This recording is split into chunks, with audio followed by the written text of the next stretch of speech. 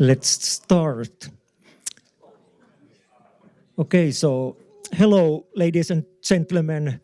I'm Jani Jokitalo, account manager for ICT, digitalization and metaverse here at Business Finland. And it makes me really happy to see so many familiar faces, also new faces, all members of the Finnish Metaverse community. And then, of course, also many foreign guests that we've got here. So that has been really great. And I warmly wish you welcome to this ecosystem event we are organizing here. Metaverse in Action programs meet IPRs and Standardization.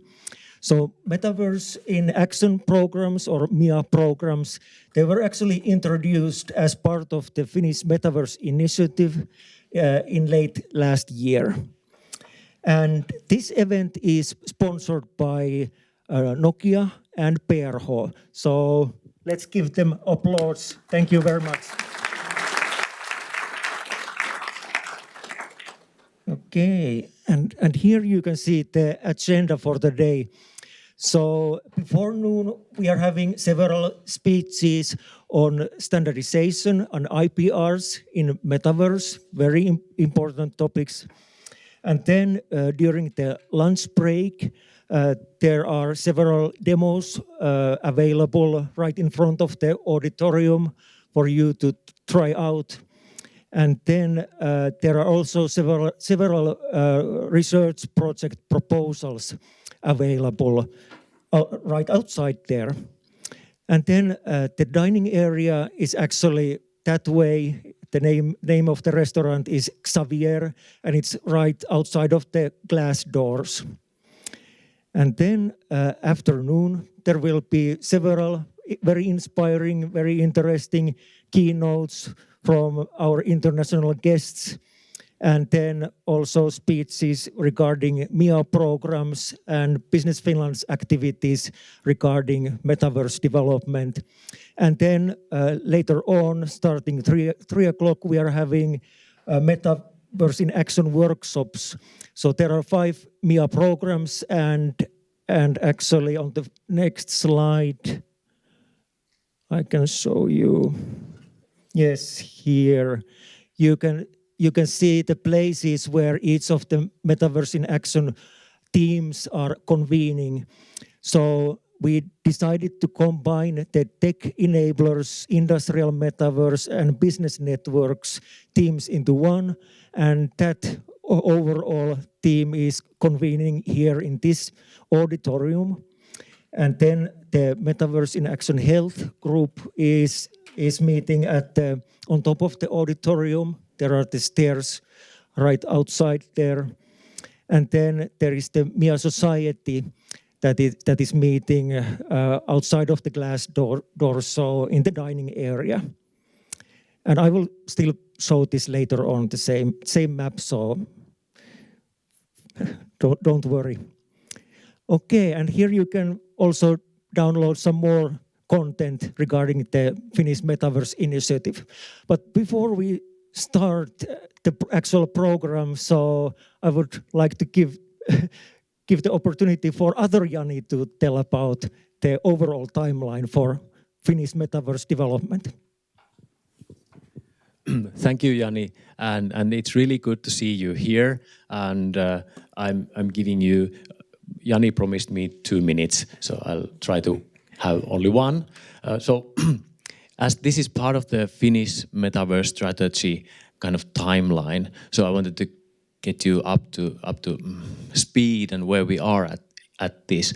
So last year we made the strategy here in Finland and released it in November, and then now this first half is about kicking the work off, like having the implementation work starting. And part of that are the project proposals there outside of this room. And so thank you for coming here. And now I think the third Jani will continue the speak. Exactly.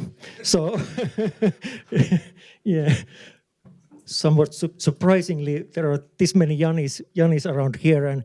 And I would really like to introduce the next speaker. So Jani Joenniemi from PRH, the Finnish Patent and Registration Office and European Intellectual Property Office, and then also Olli Ilmarinen from PRH.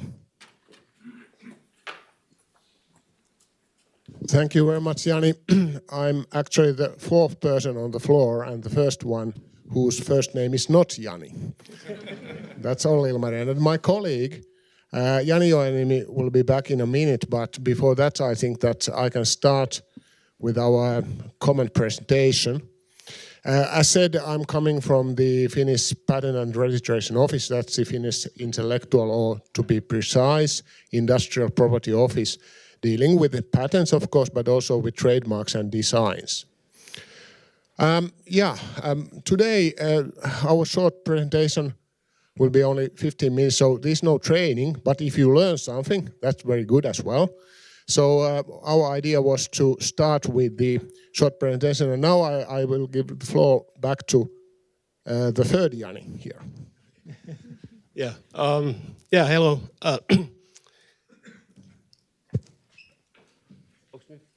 Okay. Hello everybody, my name is Jani Joenniemi, and I work for the European Union Intellectual Property Office, and I'm deployed at the Patent and Registration Office here in Finland and working on communications and networks around intellectual property.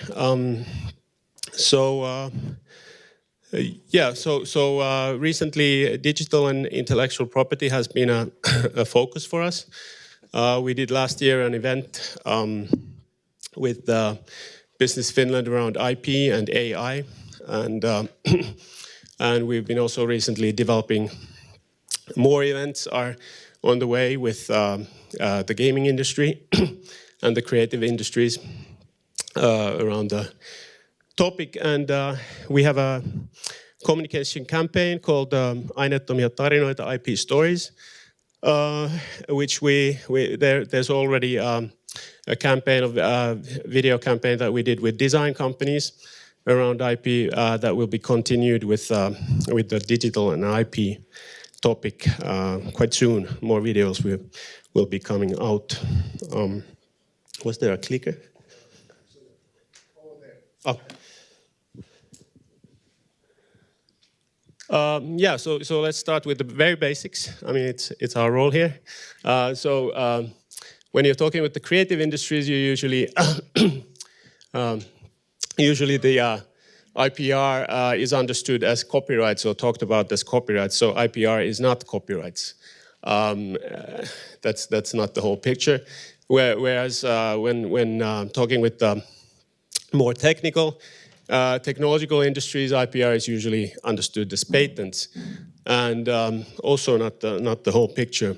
And I think Metaverse is today's topic is interesting that it's both its content and its technology. So intellectual property rights is copyrights. So that's born automatically from your literary or creative work. And it doesn't need to be registered, although it is recommended to be registered in some markets, US, China. If there's a legal dispute, then you'll be in a better position. If you have registered in Finland, you can't register copyright as such. Then you have trademarks, designs. Recently, we had a high-profile case with Iittala around coffee cups. They stole or didn't stole coffee cup design from a smaller company.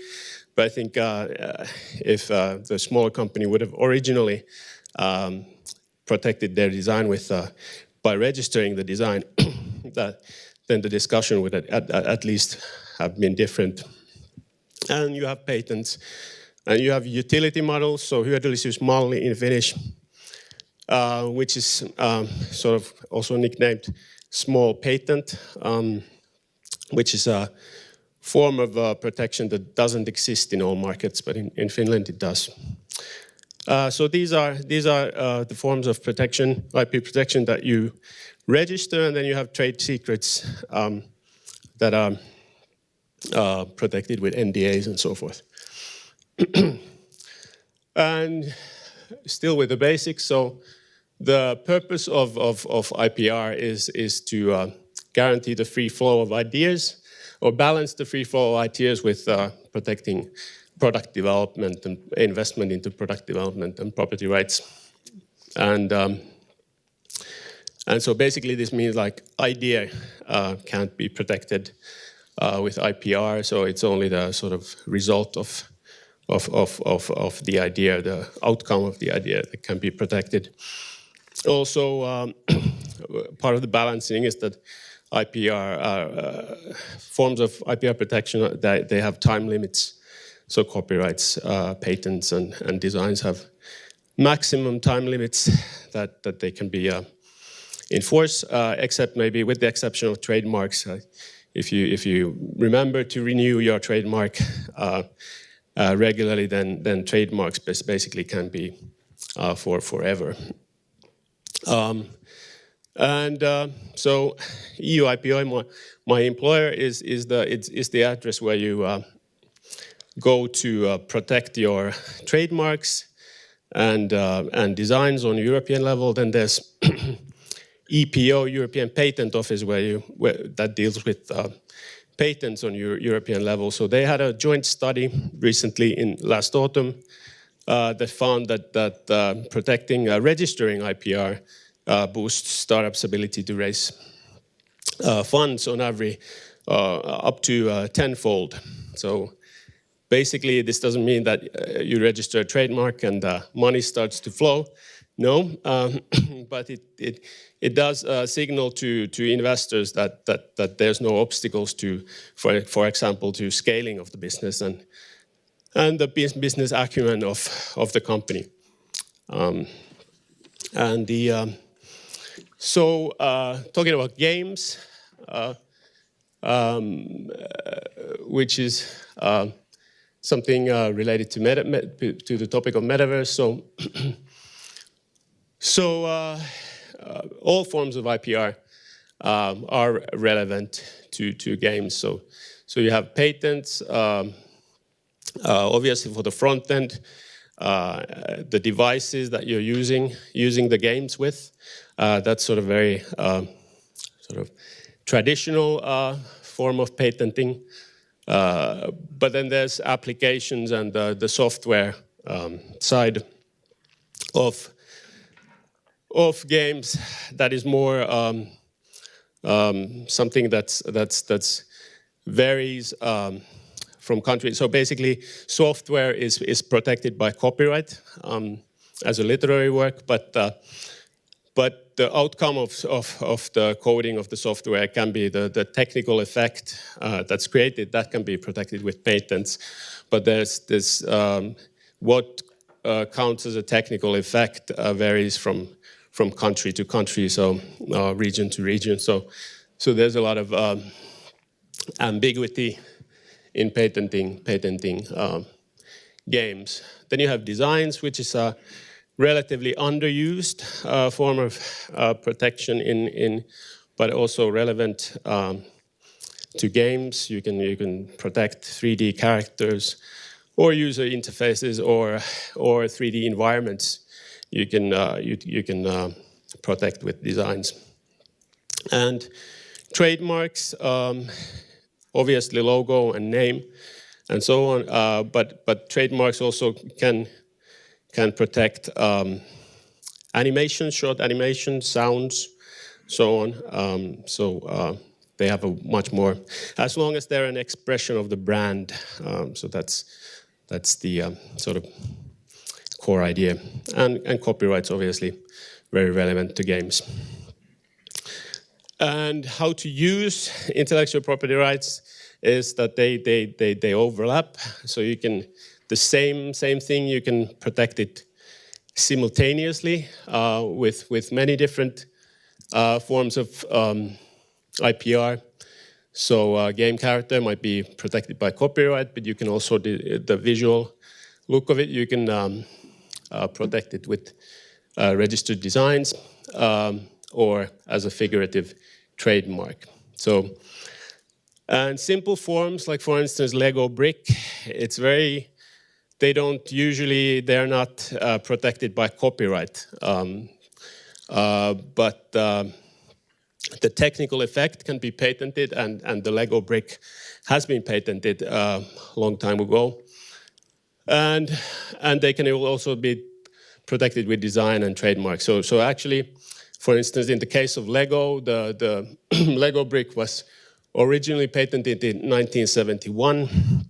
So the patent has already expired a long time ago, but Lego protects itself against competitors by a mixture of creating some new designs, new trademarks, but also trademarking the old designs and using a combination of designs and trademarks to protect their products against competitors. IPR challenges for the metaverse. A lot of services and products for the metaverse are global from day one. So that's a challenge for IP protection, as all the IP laws are regional or national. So you really need to know your target market and understand the different laws that apply. And on the other hand, IP laws are still in the process of adapting from the physical world. So a lot of legal text is still in IP laws is emphasizing the physical. Although, for instance, in the EU, there are changes on the way so that purely virtual products will enjoy the same protection as physical products. And also in trademark classes, when you're registering a trademark, you need to choose a product category, and that the system has been created for the physical world. So for the classes that apply that are suitable for digital products are too few. So some classes are very crowded and competed in globally. So, and things to pay attention to for IPR in the metaverse is contracts. Because of the global nature, because of the challenges mentioned in the previous slide, contracts are even more important with the rise of AI and so forth. User and platforms, for instance, with user-generated content. Contracts are important to craft in a way that they protect both the company and the user, but also in a way that they don't contradict with local IP laws. So you need a good IPR strategy for that. 2 minutes. Okay. And okay. So. Sorry, Olli, now I'm skipping your part. But so as mentioned before, IPRs can be used simultaneously, and so you need, it's good to have professionals helping you, and enforcement, spending time and effort and money on enforcing your registrations and protection is also vital. And the last thing, what the really important thing is, like, it's not enough to register, but you also need to use the IPR that you've registered to have it enforced. Final words? Yeah. Thank you, Jani, very much. And as said, this is a brief introduction to intellectual property rights. And for that reason, we have a refresher on those rights. And I'm not going to go into details here. But on the top, you can see all these, which are rights which you can register, or you get the right, exclusive right, by registering something. But then, keeping in mind that it's like a package or toolbox for your businesses, and you should also balance it with the way of let's say, suitable protection. You should combine, most likely you will combine these rights which are registered, and when they are registered, they come out public with a certain amount of, let's say, inputs what you have put into your product development, and then which came out as results which you keep secret. So trade secret is not, it's not either or, like public registrations or trade secrets. It's both and, definitely. You should keep all these in mind. And as Jani said, copyright, it comes out automatically. But then the thing is that how you actually show it, how you enforce it, how you prove it to the others, and how you also utilize it for your business. You need resources in order to manage your intellectual property, definitely yes.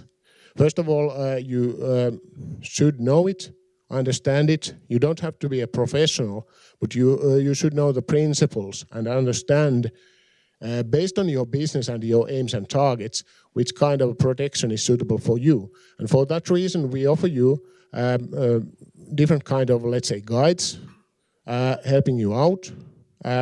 In the middle, by the way, there's a service manual, so-called service manual, which is actually a checklist for your intellectual property.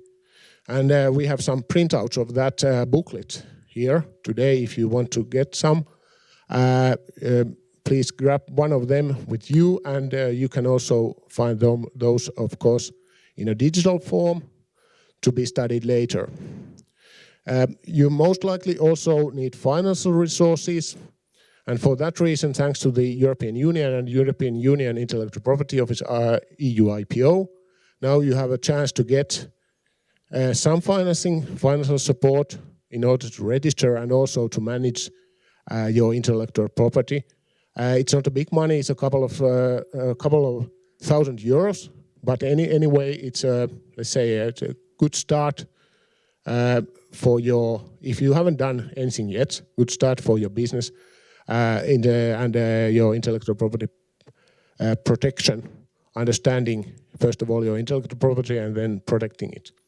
And thirdly, not lastly, but thirdly, we also give you advice. You can see our office's websites. The address is, first of all, our office, Finnish office, PRH or PRH, also the EUIPO at the European level. Jani already mentioned about EPO, which is a patent office at the European level, and then this global level in World Intellectual Property Organization. You actually saw one of their guides there already for entrepreneurship and startups, but they have a lot of good, very good, valid material, not only in Finland, workable in Finland, but also globally.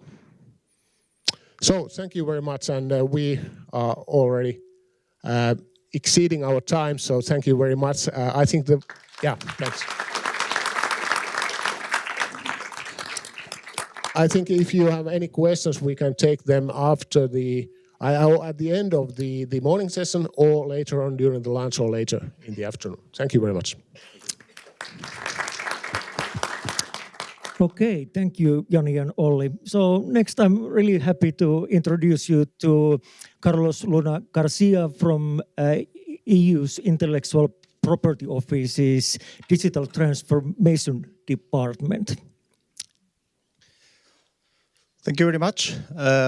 First of all, I would like to thank you the opportunity you are giving to us to be here to try to explain what are we doing at the EUIPO level in terms of the metaverse. Okay, my name is Carlos Luna Garcia. I'm not a legal person. Okay, just to say, so if say something that it's not as accurate as it should be, sorry for that. Okay, I'm working in the new technology service at the Digital Transformation Department at the EUIPO. So if we're talking about new technology services, we are working mainly with these trend technologies. We are working blockchain, artificial intelligence, and the metaverse, which I will tell you later that for me, it's not a technology. Okay? Let's start. Let's see if it... Okay, I will try to start. Yes. Probably you have read many definitions of what is the metaverse. Okay, it's an immersive world, all the people interconnected, 3D, persistent, many things. Okay, but the metaverse is the first evolution of the internet. Okay, it's a necessary evolution. Why? Because we, human person, used to be in 3D environments. We are not in a 2D environment. Okay, this is the normal evolution of the internet. Okay, and we are the starting of the metaverse. Okay, we are in the first step of the metaverse. We'll evolve in the short future. Okay, and to be honest, I think that the success of the metaverse will depend on the time users are in the metaverse. There will not be other measure to really know if a metaverse is succeed or not. It's not a new concept. Okay, the metaverse is something that the people is talking about from a long time ago. First mention of the virtual realities was in the first half of last century. Okay, when Anthony Arthur already mentioned in some size collections, mentions about the virtual reality. Okay, in 1962 was patented in the US Sensorama simulator, in which the user were able to enter into a device and they feel that they were walking in Brooklyn. Okay? 1989. Do you know what happened this year? World Wide Web was created in the CERN. Then the server and the starting of the real internet. Okay? Neil Stephenson in Snow Crash mentioned in 1992, first time the metaverse. And he said, in the future, we will be able to be in a different world, wearing an avatar of a prince, defending my friends. Okay? From that moment, many things happened. Second Life. Probably there will be some people like me when they were young that they were traveling with maps in paper. Okay? And then suddenly a street view appeared and everything was there on the internet. Okay, people start using more these virtual maps for traveling. Okay, many things have happened from them. Okay, you play with Pokemon Go, now Meta, of course, it's here. Okay, and they have been one of the companies that they are really working on that. Okay, but what is not the metaverse? It's not only for gaming or traveling. It's for many other things. Gartner said that in 2026, 25% of the people will spend at least 1 hour into the metaverse. Do you really think this is for a small group of users? Not at all. Okay? To whom belongs the metaverse? To whom belongs the internet? To nobody. Nobody can come here to say, metaverse is mine. Impossible at all. And please, don't make the metaverse replace your lives. Be outside. Okay? Outside, it's funny as well. And what is not the metaverse? I said that before. Metaverse is not a technology. There is nothing a technology of the metaverse. It's a combination of technologies that are making feasible that the metaverse exists. Okay? Here we have artificial intelligence, blockchain, NFTs, 3D, virtual reality, augmented reality. It's a combination of all of them that have made possible that the metaverse right now it's useful for the users. What is the impact that the metaverse will bring to us? Okay, metaverse is giving us the possibility to interconnect, to collaborate, to work with others in different ways that before were not possible.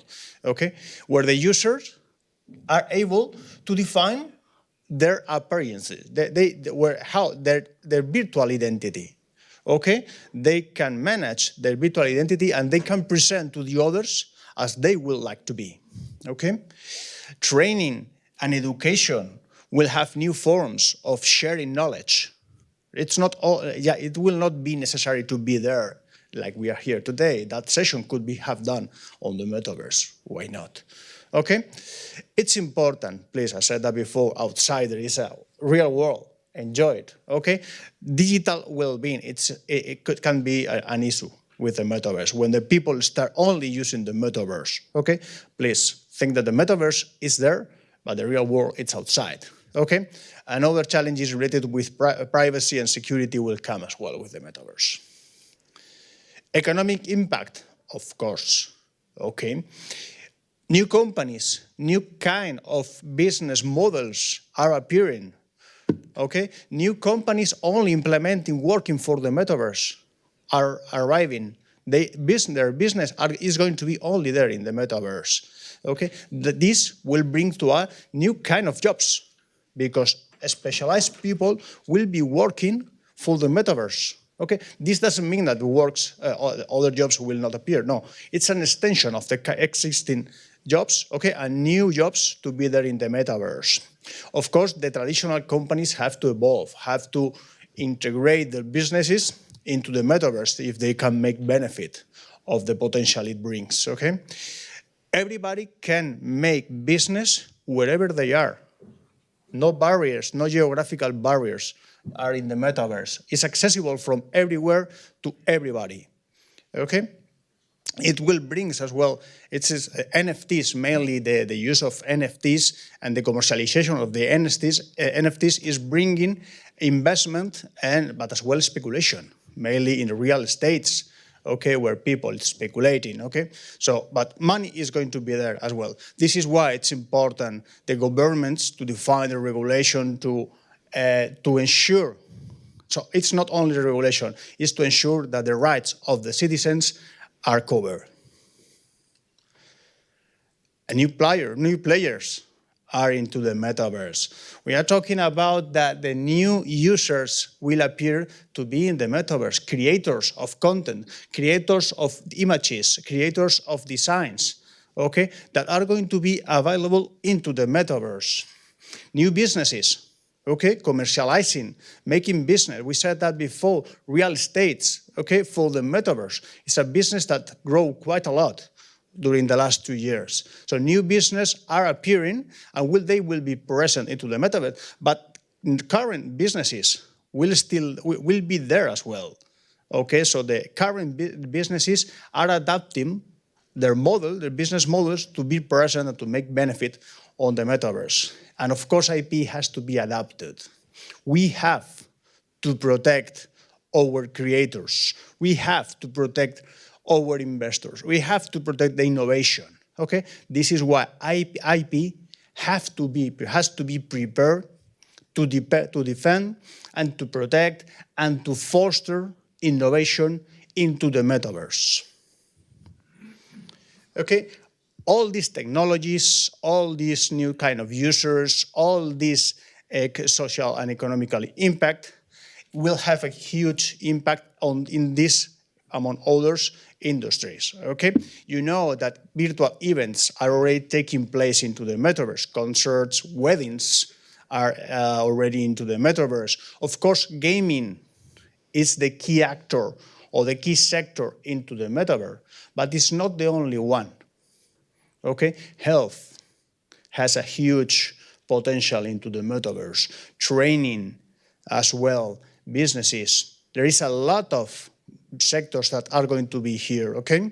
New services, new goods, okay, are there. You know how many lands have been sold into the metaverse, okay? And I said that before, education, training, collaboration, okay, different way of collaboration in the labor, okay, is taking place into the metaverse.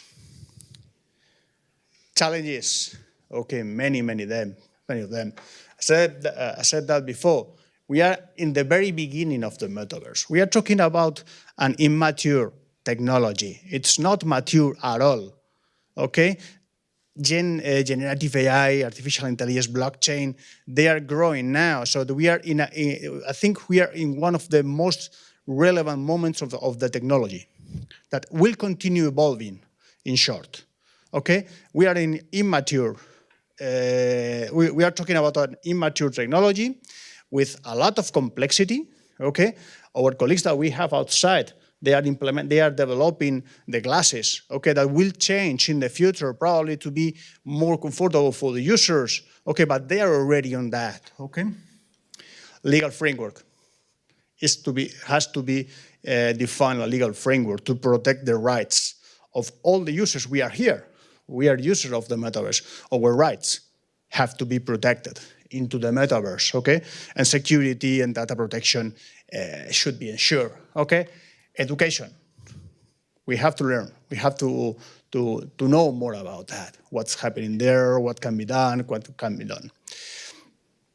In all the definition of the metaverse, I said that before, it's set interoperable, immersive, and interconnected. How many metaverses do we have right now? Quite a lot, okay? How many of them are really interoperable? None of them. Are we really in the metaverse? Or do we have a lot of protoverse that are not really in align with the definition of the metaverse? So we are far away. We are in a very immature technology where interoperability and standards have to be defined to really be in the metaverse. Now we are not in the metaverse, in my view. Okay? But has to be done. So, what can we do? Should we be there?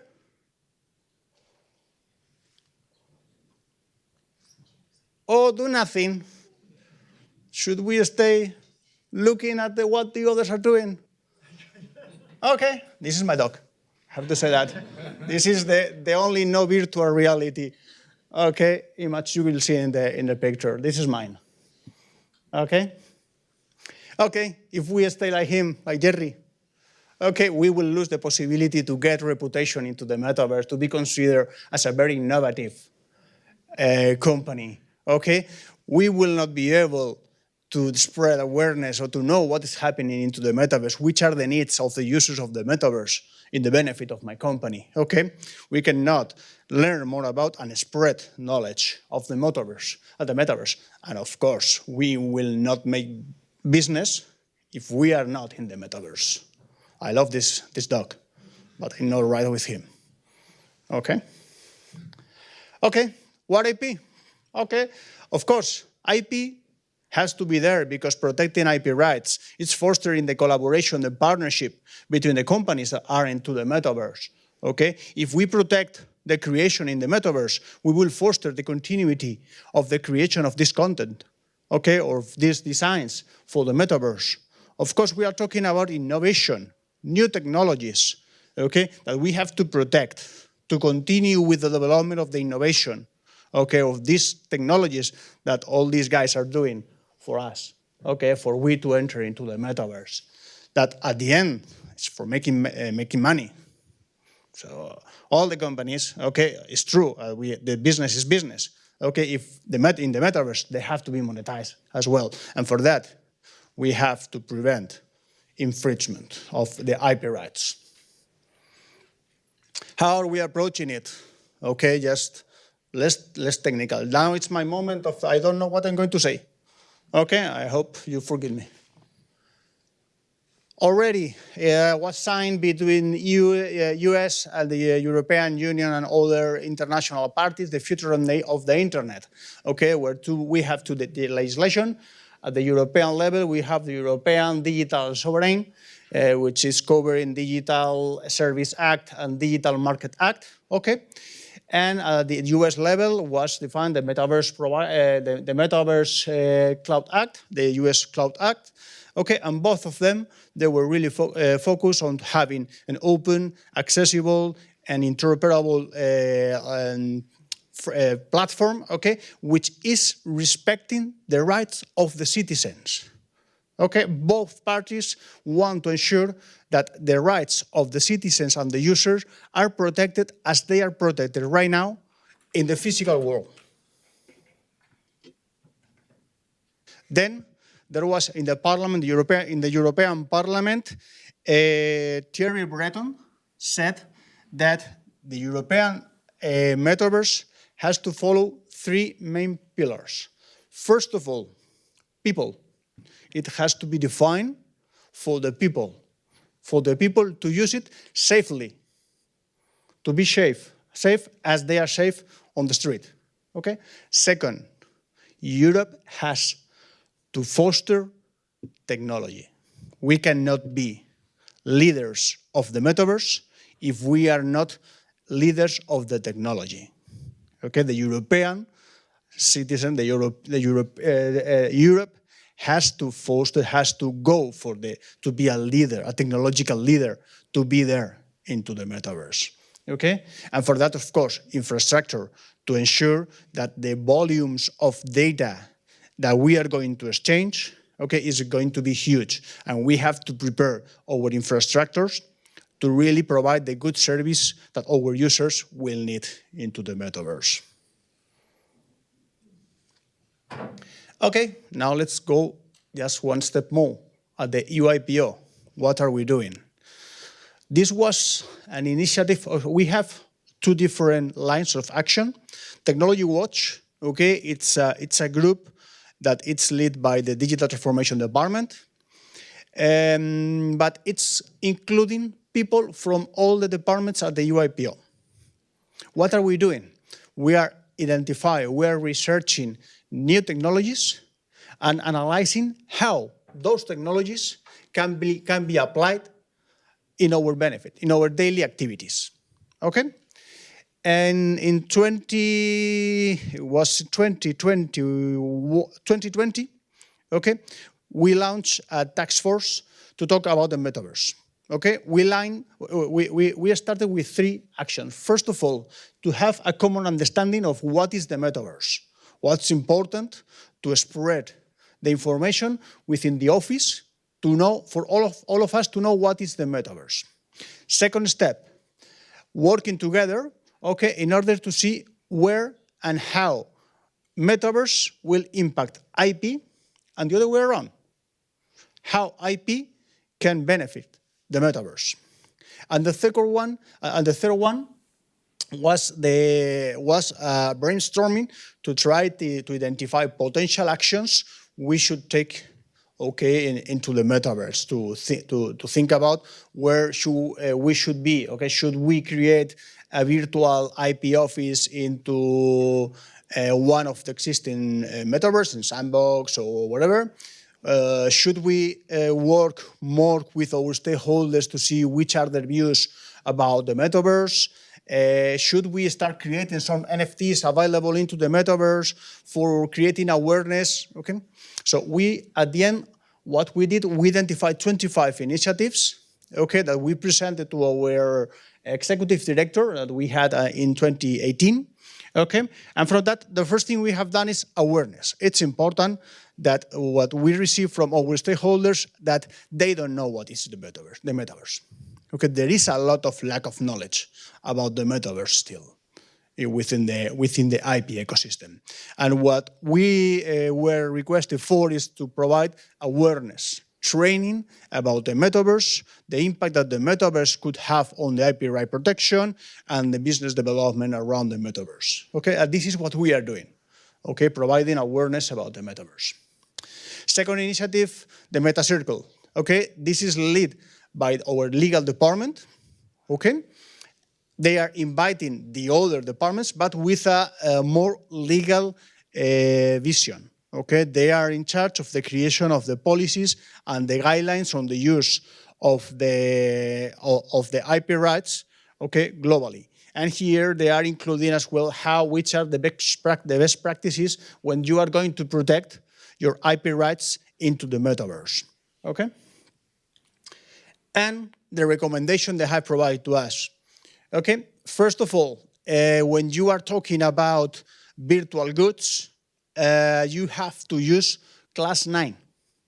Okay? Class 9, which is already including virtual assets. And it's really important to identify, to specify which is the type of good you are going to apply for. Here you can see, for example, the downloadable virtual coaching that has been already included in the NICE classification. Okay, it's important to define which type of good or service you are applying for.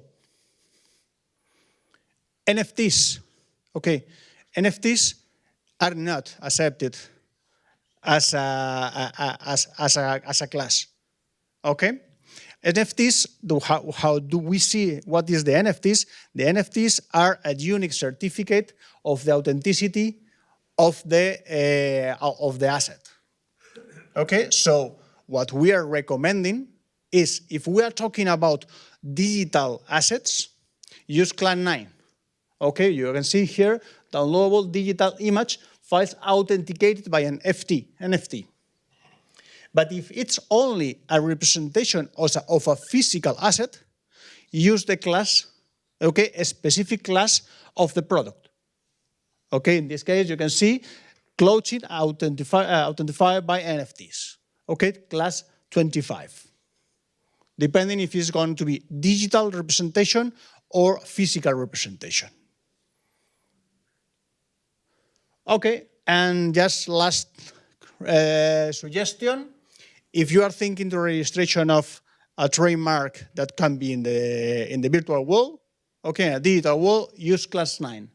If you are going to apply for a design that is going to be in the digital world, present the digital and the virtual, so the product indication, the physical and the virtual product in the registration process.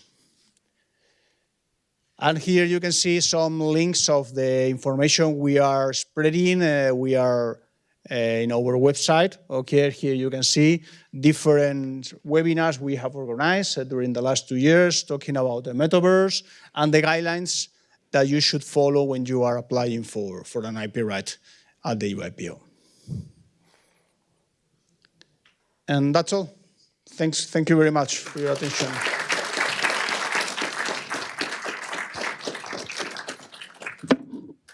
Okay, many thanks for the really interesting and inspiring speech, Carlos.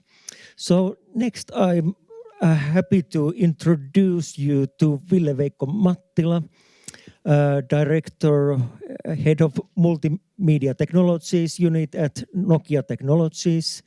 And he will be telling us about the significance of standardization and Nokia's approach to IPRs and standardization in the context of metaverse.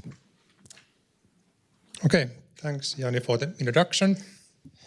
And in this presentation I take multimedia as one example domain where we do international standardization at Nokia, and then how that then relates to metaverse, enabling metaverse experiences.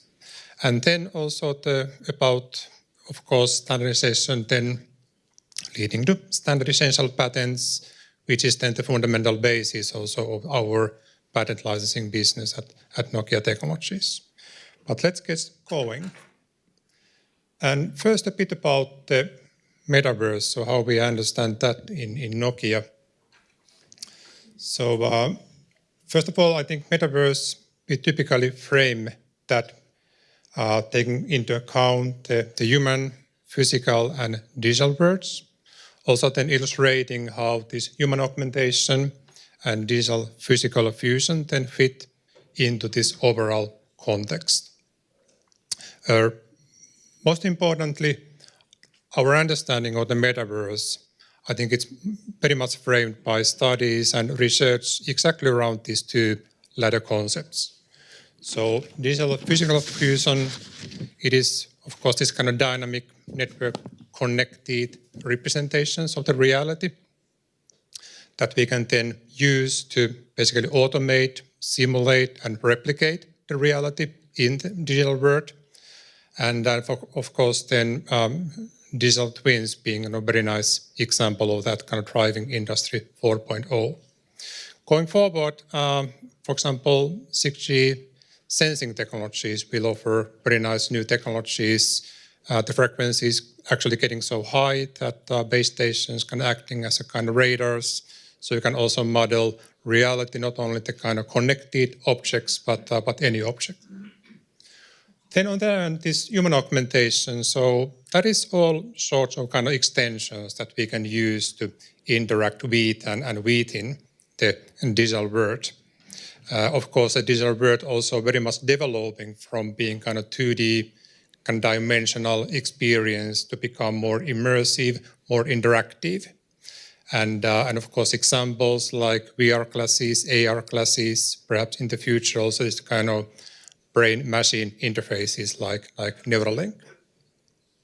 So that's how we understand metaverse at Nokia. And then multimedia, would like to take that as an example of how we contribute to enabling metaverses, because they are also very much audiovisual experiences, also adding haptics. And we study multimedia and technologies enabling you to distribute multimedia over communication networks. Whether you are capturing the reality or if you are modeling the reality, you anyway want to kind of share, distribute this experience to others, because metaverse at the end it's about multiple users, many of us kind of being at the same place, interacting with each other. And of course, examples like remote machine control, or then this kind of immersive group communication in the middle, or then even this kind of augmented interior design, kind of good examples where audiovisual information matters a lot.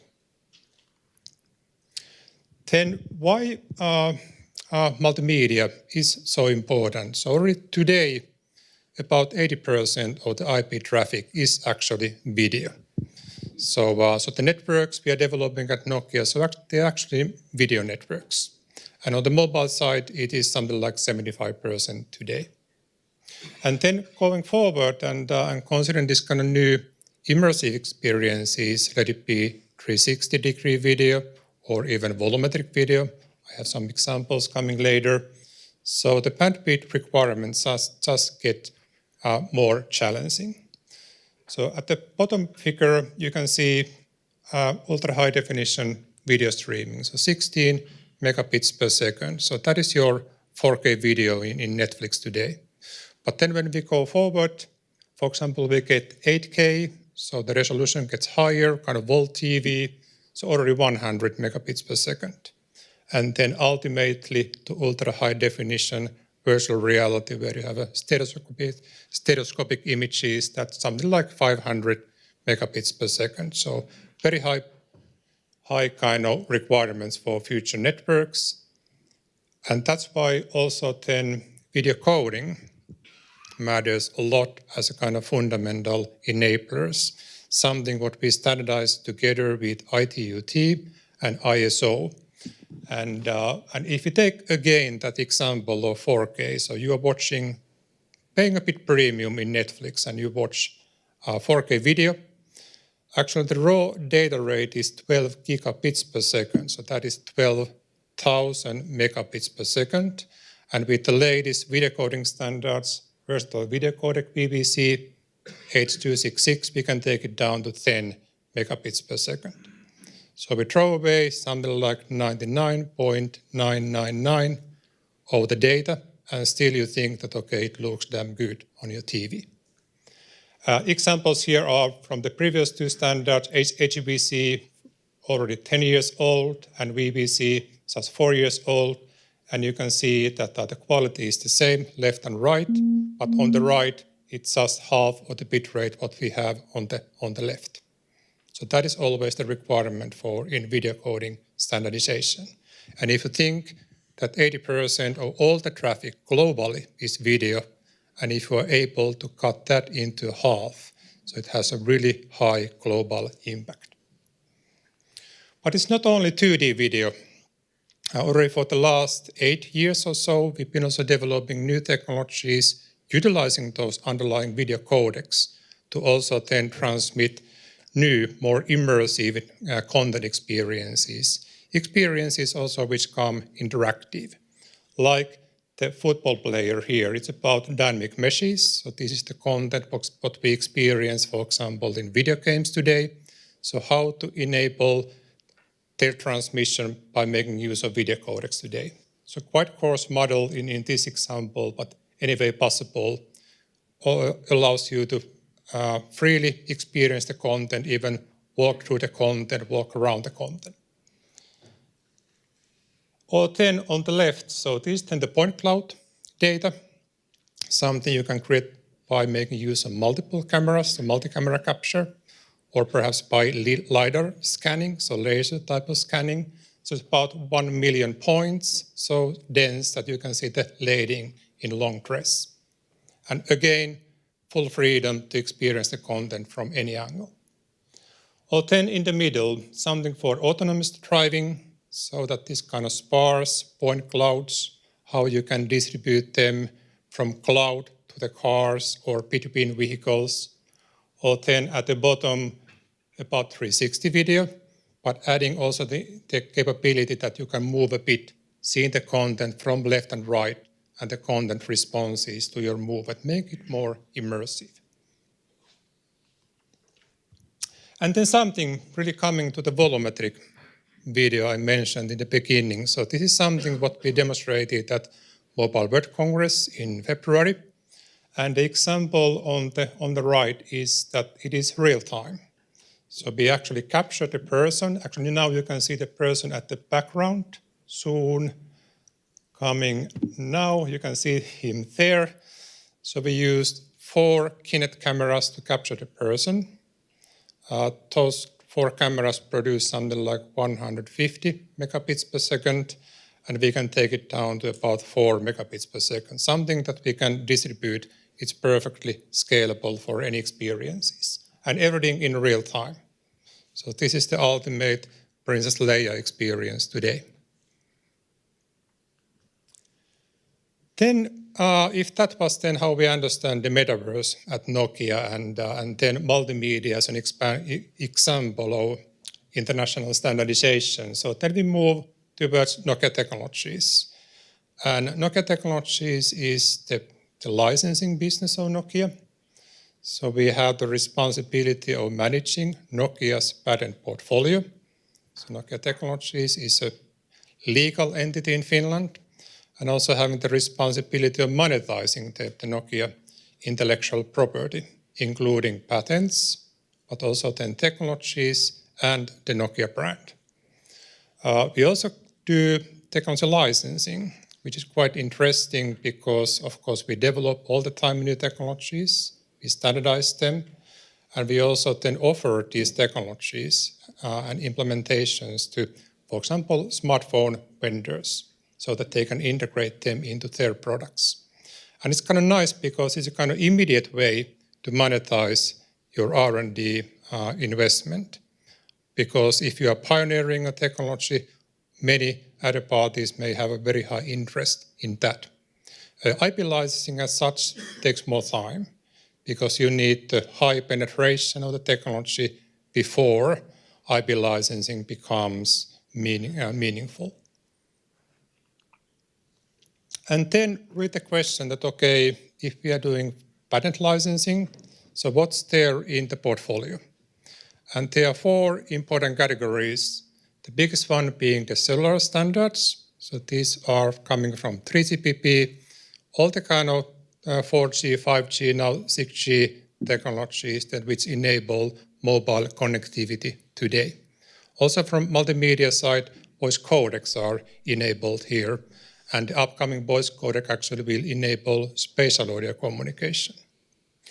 Then multimedia technologies and multimedia standards, for example, the video codecs being example of that, technologies which are integrated into something like 2 billion new devices every year, so very high volume technologies. Also device technologies, for example, user interfaces, user interaction technologies relating to them, hardware like microphones, cameras, antennas, all of that. And finally, network technologies, which is also to protect our own products with IPR. And then very many kind of licensing programs, mobile handset being the largest one at Nokia Technologies, but then many other programs then growing a lot. Multimedia services, very interesting one. This is exactly about Netflix, Disney+, all of that, social media, Zoom, everything where you use video. because without video codecs, we wouldn't have any of those today. And then Metaverse, perhaps the kind of opportunity for the future. And then, of course, in IP licensing, licensees, they pay royalties for using our technology. And these revenues we then reinvest along with additional investment to develop the future technologies and the future standards. So this is really the kind of virtuous cycle of IPR, how it happens at Nokia. And then taking multimedia also as an example of licensing. So first of all, 30 years already. So we have a long background in multimedia technology development and standardization. And since 2000, Nokia overall has invested something like 150 billion euros in R&D. And resulting in, on the multimedia side, something like 5,000 or more patent families today. And if you then think about really the technologies, and again, video coding, we can take a 3-hour 4K movie without coding, would take more than 15 days to download that. So you really should plan your Netflix evening well in advance. Or then OTT market, of course, as a market, it is huge. I mean, you have all the kind of video on demand, social media, video conferencing, all these services there. And we have unique technologies to offer, but it's also a great IP licensing business kind of opportunity. And then just about why standardization, why global standardization matters a lot. Of course, if you buy a USB drive, of course you want to plug that into your laptop or PC, and you expect that to work. And it does work because we have an international global standard for USB. Or if you buy a smartphone and you want to use that, again, to watch Netflix, so it works because we have standards for that. When I got my first mobile phones, actually I couldn't use that in the US because there wasn't global standard for communication at that time. So it wasn't too convenient to figure out which phone to use when I traveled there. But now all that is possible. As a manufacturer, of course, standardization is good because it's global. It also means that you have a global market to reach. So if you develop something, you can be sure that, okay, you really have a big market that you can take. And therefore, you can also produce something at scale, so taking the prices down, which is then good, again, for consumers. These devices are not that expensive then at the end. Or then even if you think about regulation, it would be quite difficult to regulate something if you hadn't the kind of underlying specification in place about the subject. So standards are also very much a kind of basis for regulation today. Okay, that was the kind of last slide I wanted to show, but still, if you have more interest in our work, you can go to nokia.com/standardization/multimedia. So we have more examples of our standardization work, our work for new technologies, like, for example, volumetric video here on the left, what then comes to Metaverse. And I think that was all. So thanks a lot.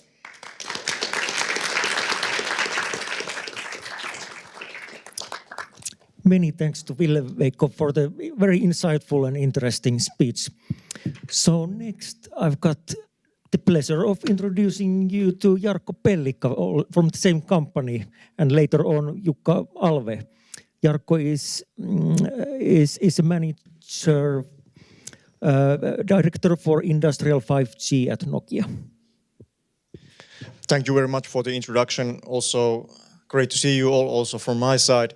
Happy to continue that because I think, Ville-Veikko, you set the scene for my presentation, also for Jukka, so it's a pleasure to continue from here.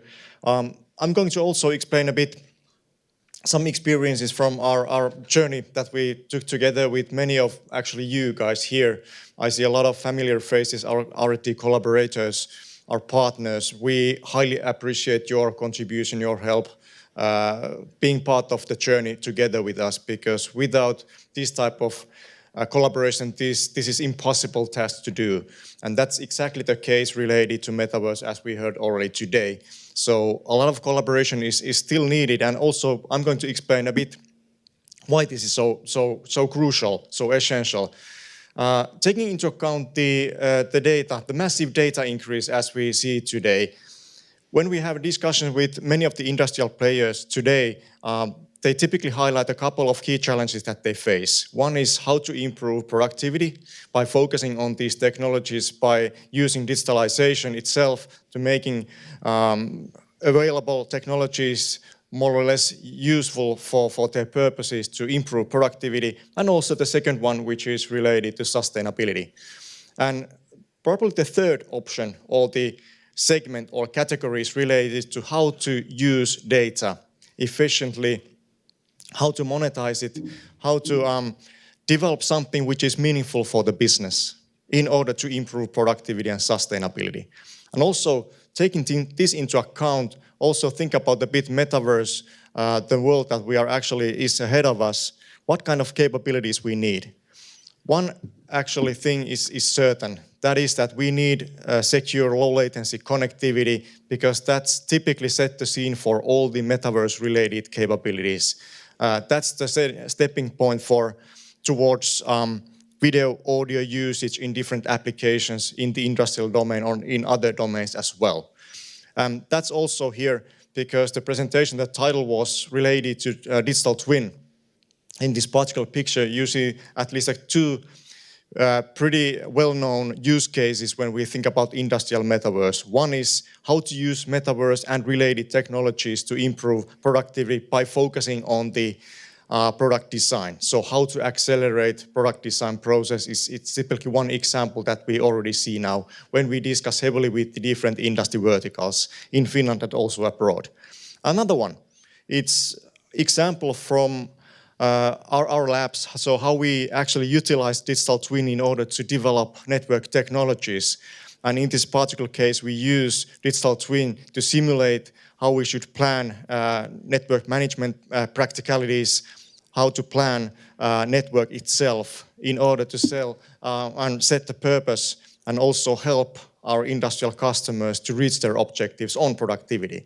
So not just doing something which is meaningful for the ecosystem and for our customers and partners, but also we heavily use these type of technologies in order to improve our own operations.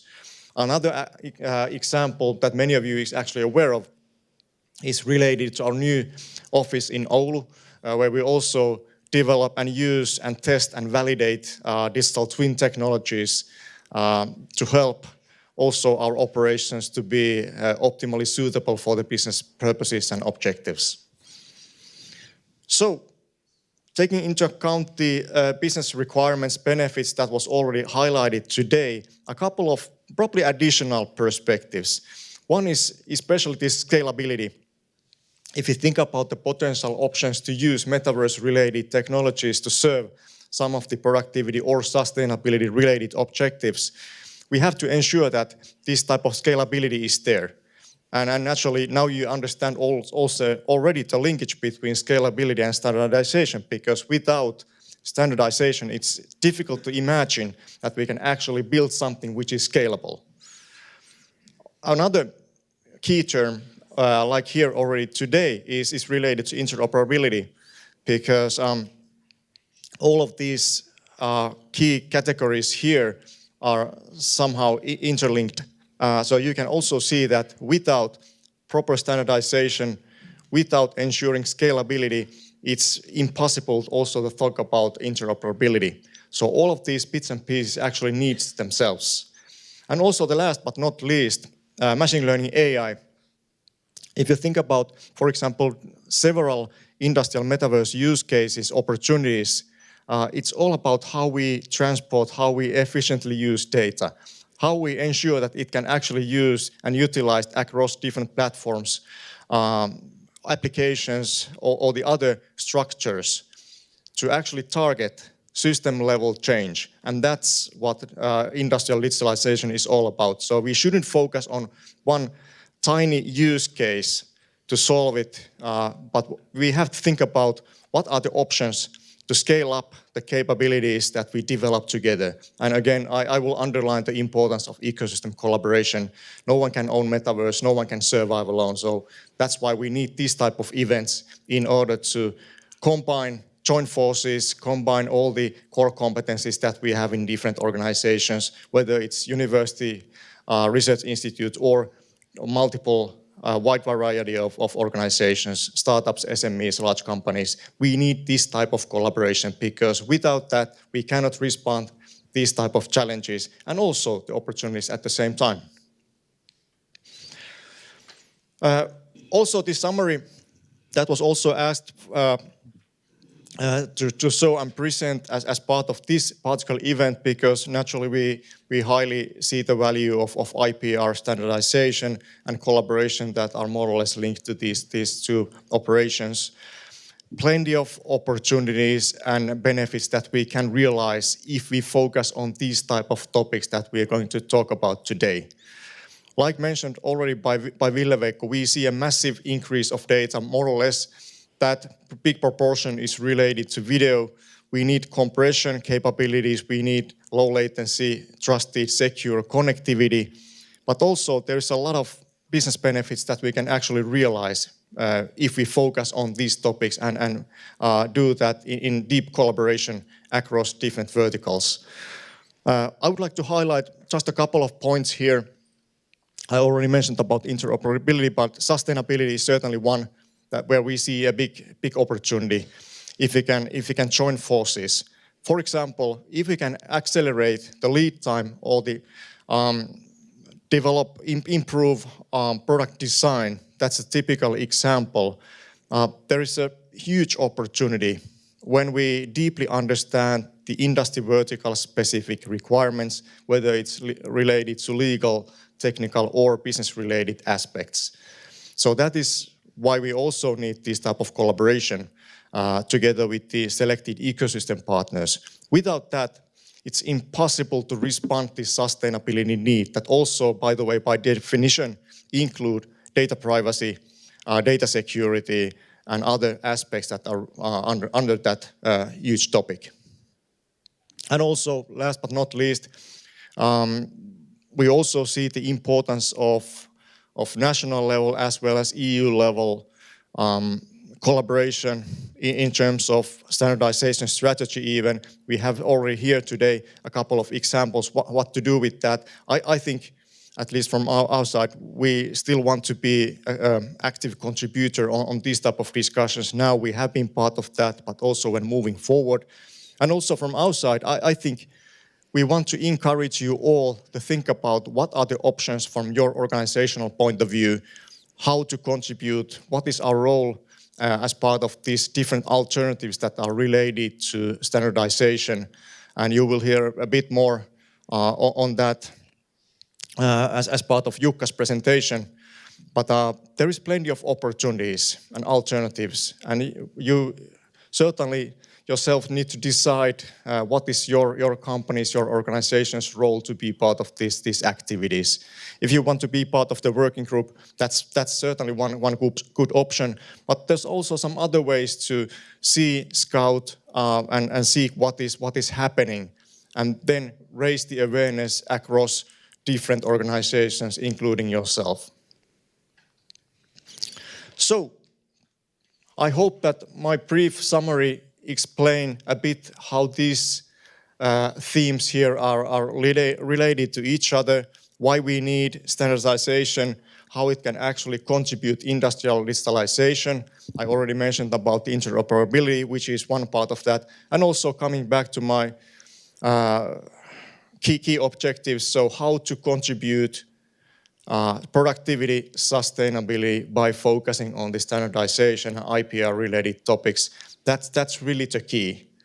So I hope that now, after my presentation, you are more or less interested, okay, what's your role, how to join? So that's a natural way So I would like to introduce also Jukka and handing over clicker to you, Jukka, because you can respond and taking these hard questions, because now the people are probably hearing what's next.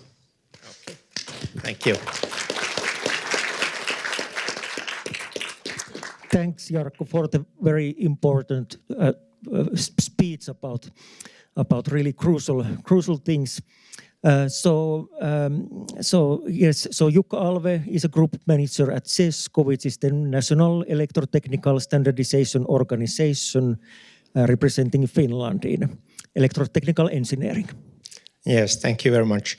I am going to give you an overview about the standardization activities that are related to Metaverse in IEC and a little bit in ISO. We are representing the IEC side in Finland, and also we are a member organization of Senelec in Europe.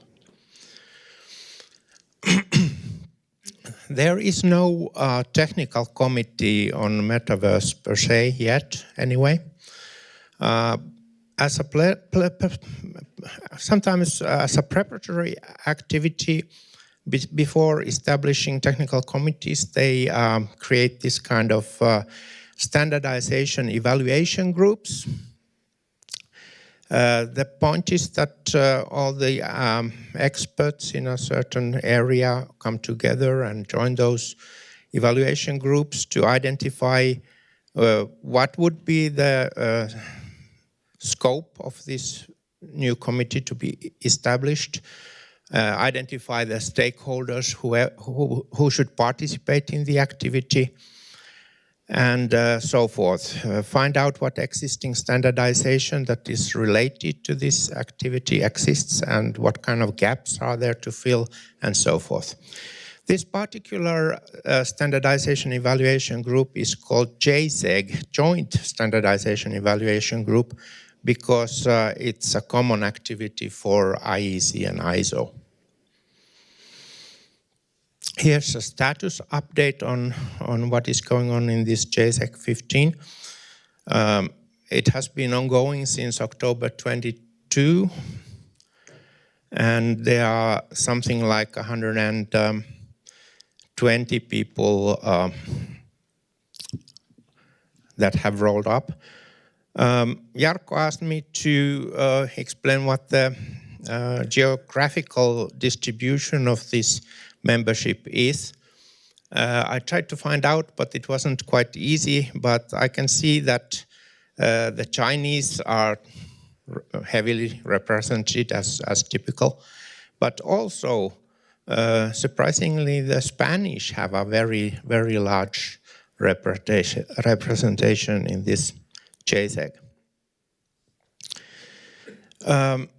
The period for this study group or standardization evaluation group is set to be 2 years, so it should finish its work soon and then give its recommendations to SMB and TMB in IEC and ISO what to do next.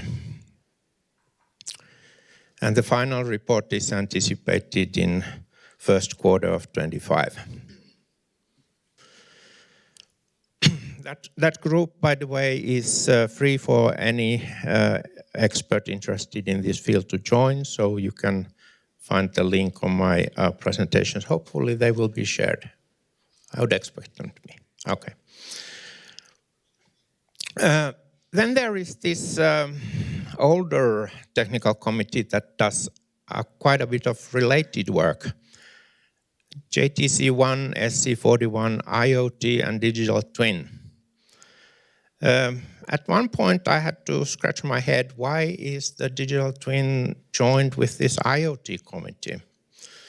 And eventually I realized that if you want to make these digital twin models of the physical world that interact with the physical world, then you need IoT technology to allow the connection to the physical world. There are some publications that are already ready, vocabularies and concepts and terminology documents, and also some use case documents for digital twins. Then there is this working group 6 that has a very large membership, 194 members. They are working also on all sorts of maturity models and reference architecture and best practices for use cases and so forth. Then there are some preliminary work items. They are not producing standards yet at this point, but maybe in the future. Correspondence measurement is what they call how well the digital twin mimics the actual physical twin. Then there's all sorts of data space related documents, extraction and transactions of data components, and some guidance, integration, and data spaces, and guidelines for digital entity modeling. This committee is going to have its next meeting here in Dipoli, Espoo, next week actually. And at this context, we are also going to organize an open workshop on Tuesday afternoon. You are all very welcome to join, but maybe only the quickest will fit in this room. There's a link where you can register. It's free to join, but you have to register. Then there are some other relevant activities ongoing in other committees. There is this very new committee, JTC1 SC43, brain-computer interfaces. I have the feeling that this committee might eventually create standards that make all those goggles unnecessary, because you can put the signal straight into your brain. There's also a brand new committee, system committee on biodigital convergence. This committee is just started, so I don't exactly know what they're going to do, but something exciting sounds like it. So if you have any questions, need further information, please contact me. There's the contact information. Thank you very much.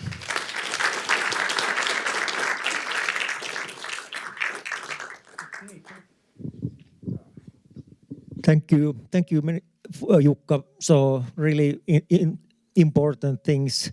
So please be active in this standardization matters. Like it's about defending our interests as Europeans and as Finns, but also your interests.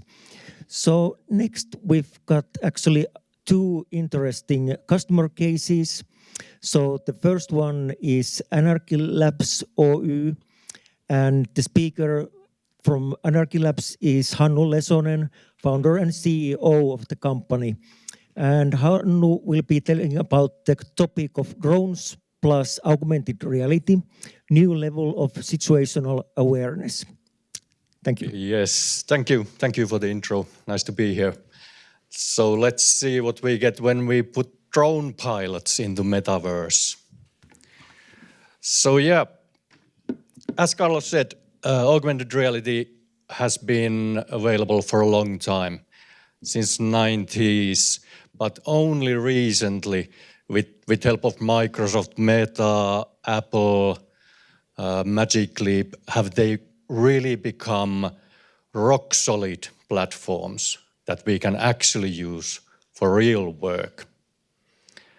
So we combine drones with augmented reality for better situational awareness of the pilots. Because this is the problem. The drone in the sky is just a tiny dot, which really quickly just disappears. You don't know where the nose is pointing at. And then you have the data in the small controller screen. and from the drone to look at the screen. That's loss of situational awareness, and that's dangerous. The machines, they are dangerous. So that's why the legislators came up with the requirement of a spotter person to stand beside the pilot, to always look at the airspace. And that's just inefficient. Now, I had the privilege in the University of Lapland in late 90s already of playing with VR, AR. So me and the CTO, Lassi, we began to think, what if you could actually see the drone at night? What if you could see it behind obstacles? What if you could actually see it behind a building? And that's what we did. Our solution, AirHUD, is software that simply reads the telemetry and video feeds of the drone. The robot in the sky, it's very talkative. Telemetry comes flowing to the controller. We grab that data and we push it as data back into the sky where the drone is. And when we combine this with the digital twin of the world, we get really interesting results. Let's see how this looks like from the pilot's perspective. Here's a really early video, couple of years old already, of a near night flight in Jätkäsaari here. This is what the drone pilot sees. The drone quickly disappears from sight, and here we fly behind the building. But we always know where the drone is. We always know where the nose of the drone is pointing at. We have the real-time video feed there on the right. We come from behind a building, 250 meters away. You cannot see the drone. But with our system, you never lose the drone in the air anymore. So this is what we give to the pilots. We have these information screens that float around us that we call belt GUI. It's really glued to yourself. So if the pilot moves these, the map in front of you and the panels, they follow you. Then we have the indicators in the sky, and they are in 1-to-1 scale. We actually draw indicators 250 meters away. We are 1-to-1 scale. And the magic happens there on the helipad. This is where we lock into the world location. And that is patented. That's why we are talking here today. We have been able to patent almost all of the aspects of this. The method of guiding a drone using augmented reality headsets. All of this, what you see, is patented. And like I said, when we combine the digital twin of the world, the meshes of the buildings, for example, into this 1-to-1 scale indicator that we have of the drone, we are able to show a real-time distance indicator between a drone in the air and the nearest building. And that is also patented. And we have been extensively working with the Finnish police for 2 years now. This is a good example of what this solution then offers.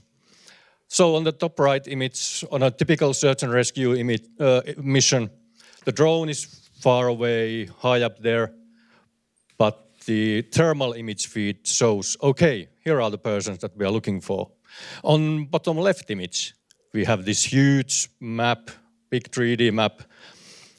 We know where the drone is. We know where the nose of the drone is pointing at. We even know where the camera is pointing at. We can drop a marker there. And with augmented reality glasses, you can turn around. There, all the other team members can just walk there. That's pure abstract information made visible. Let's take a quick look at the big map of ours. Unfortunately, the police don't allow them to be videoed, so I have to be the face in many of our videos. So we take off, and now we switch to the big map. So a simulated hotel roof inspection. The drone quickly again disappears there behind the trees, but we have no difficulty of knowing where it is. Again, really huge video. The drone is there behind the trees, but we know exactly where it is. We know where the nose is pointing at. We know the height above terrain, but also the detected height over the rooftop. And in this big 3D map, we can always have the bird's eye view into the operation. And when law enforcement officers see our big map, they always go, yes, give us our other team members, our other drones. Can you give us the dark drones? So counter UAS information. When we can pinpoint our drone in the sky, we can pinpoint any other data point in the sky. And like I said, when we increase our system with the help of digital twin information, we come to the point where augmented reality is at its best. Truly abstract information made concrete. Drone legislation is becoming more and more complex, and pilots struggle to understand whether they are on a safe-to-flight zone, hazardous area, and where exactly is that no-flight zone. Well, we make them concrete. We make them ceilings and walls, and this is only available to do with augmented reality. So visualization of truly abstract data. We have a 50-meter height here on a test flight at Nummela Airport. We show you a ceiling as you approach it. We have 200 meters of radius on our announcement. We show that as a wall. We regularly test our system at Soutu Stadion, where there's the no-flight zone of Prime Minister's house. A huge red wall comes shimmering in the sky. And going forwards, what if I were to say that the 300 euro drone on the bottom picture now has the same capability as the 35,000 euro drone on the top picture? That big drone has a laser rangefinder. Well, we gave it to any drone. Again, at Nummela Airport, test flight, really raw footage, directly captured from augmented reality headsets. So the drone is high up there in the sky. And wait a second, is there a car parked there? Yeah, well, where exactly is that car? Well, just point at the picture. Plum, there it is. Street address even given. Latitude, longitude, distance, direction. This was a direct request from the Finnish police. We provided, and it's patented. We also see here our big map with the live video of the drone live video directly on the map, projected on the maps. And going even more forwards, this was a proof of concept done with the Finnish Rumble Tools drone manufacturer. Their drone carries a machine vision chip. The drone can detect vehicles and people. And this is what happens when we combine it with our stuff. Drone again in the air. On the right, the video feed, drone detects a person. On the bottom left, we show where that person is behind the building. And of course, now we know when he comes from behind the building. This, of course, goes directly to the defense side of things. There was Finnish police, Finnish border, Finnish defense forces. When I showed this video the first time, the guys just watched at each other. Okay. So that's yet another aspect. So augmented reality, drone with AI, world space, one-to-one augmented reality visualization. So we are actually more of a information visualization company nowadays than even just a drone pilot company. And this is also patented. We aim to be platform agnostic, so we support Meta headsets. Meta headsets being the biggest seller at the moment. We started with Microsoft, which was the first augmented reality headset that you actually could use outdoors so that it stays locked. We tested this by putting these markers of ours 400 meters away from each other, and we walked. And yes, they stay in their correct places. Of course, we support the national pride Vario headsets, and we are now going to another national pride. The Nordic drone platform is soon to be integrated.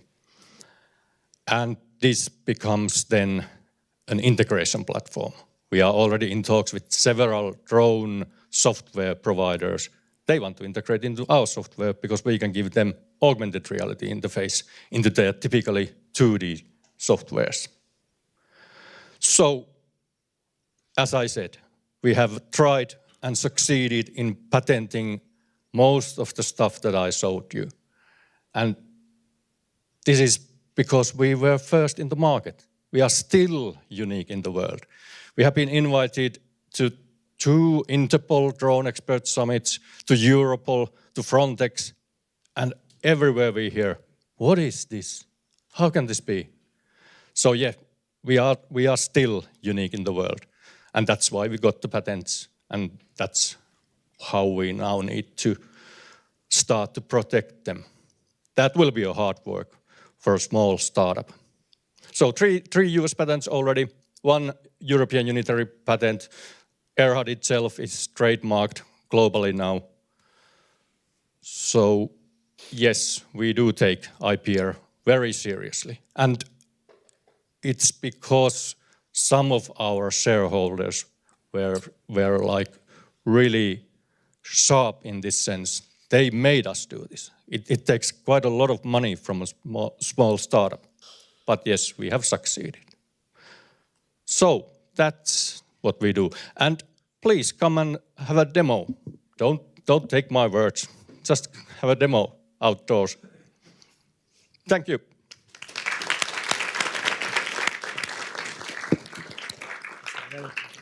Okay, many thanks, Hannu. Like a really interesting, concrete, innovative way of applying XR, spatial computing, metaverse, whatever you want to call it.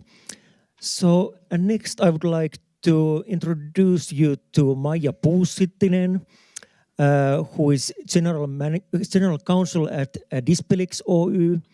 And Maija will be telling us about IP Story of Dispelix, how to build a high technology company in XR market.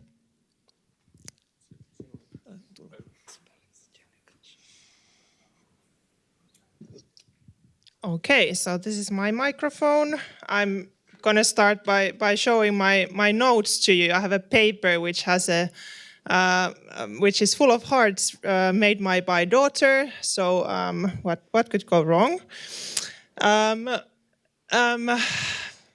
So good morning, very nice to be here. Thanks for Business Finland and PRH for inviting me. So I come from Dispelix. Oops. So just a couple of words about myself. So I'm a lawyer by background. I'm in charge for legal and IP, but I have been in the company for quite a long time already. I have been involved in many.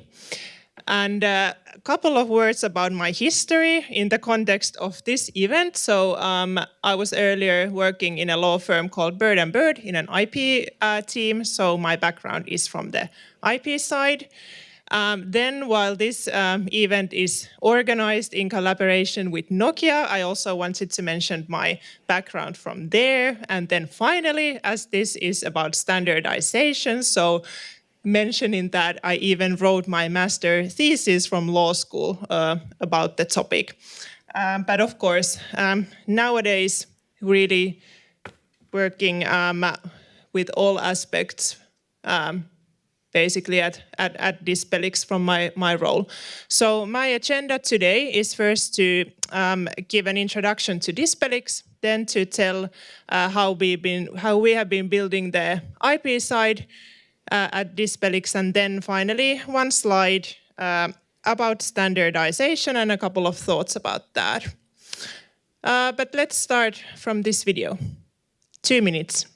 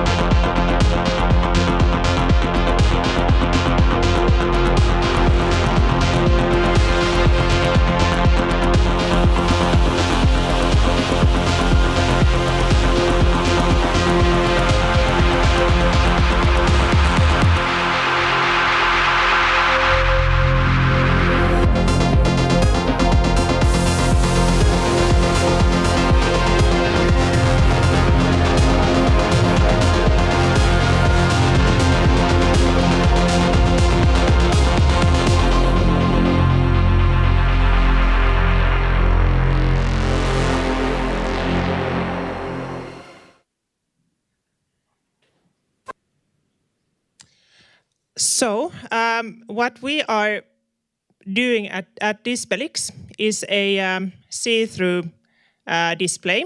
So you can see our components on this slide. So my perspective is from the hardware side here. So you might think that it looks like a simple thing to do, but it's actually a very complex and advanced technological component. We are only doing the display. We are not doing the end products. Basically, it's the OEMs, technology companies who are building these end products, but our part is to make the see-through display, which is technically called a waveguide. Also, already in the previous presentations, you saw some pictures of AR glasses, but what is different here is that these glasses look like ordinary eyeglasses, and our display looks like a lens of ordinary eyeglasses. This is still, as a commercial product, this is still future.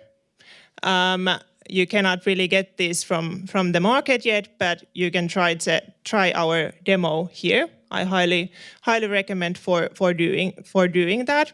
So on this slide, you can see the future, and with the AI, this will be huge. But then let's go forward to the IP side of things at Dispelix. So first, I'm telling you what our technology is actually about.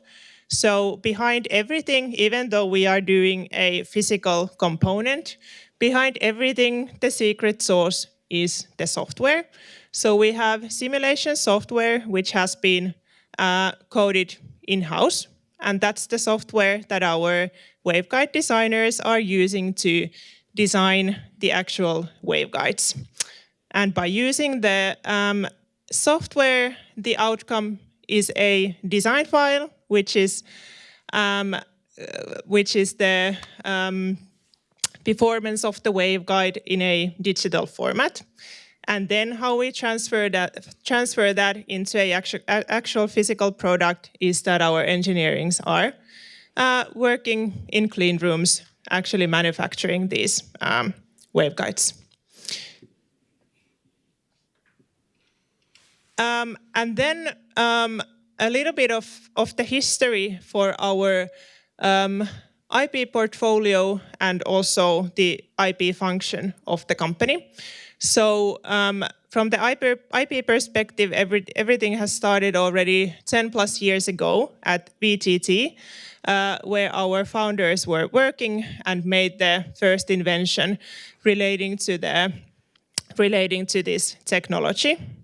After that, it took a couple of years for them to consider that what to actually do with that, but eventually they established the company, which is basically a spin-off from VTT. And at that point, there was also another important IP established for the company, which is the name of the company, Dispelix. The highlight, in a way, for the patent filings is 2017, which was a year before the product was established publicly, where the company made all the filings for inventions that had been made by that. In 2019, you can see a drop, and I can tell you two reasons for the drop. Both are relating to resources. So first of all, at that point, all our resources were in customer projects, which are perhaps not typically the ones that are creating most of the patentable inventions. And the second reason is that at that point, the patent portfolio of the company was already quite significant, and our inventors didn't have time and resources anymore to really put their time on the inventions. And as a result, the next year we hired the patent attorney to the company, and since that it has been developed quite steadily. Then a couple of points about the IP strategy for the company. I don't really believe in IP strategy documents, perhaps written down, but on a perhaps slide level, I believe in doing that. So you will see our thoughts on this topic.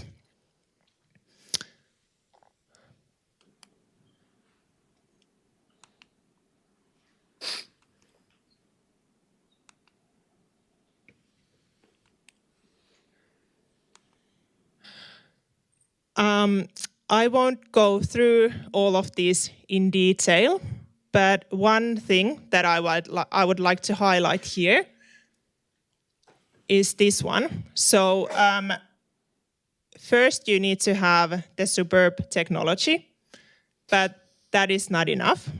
So what is really important is how you control that technology. And that happens every time when you are collaborating with another company on your technology. In our world, it's basically the suppliers and most importantly, the customers.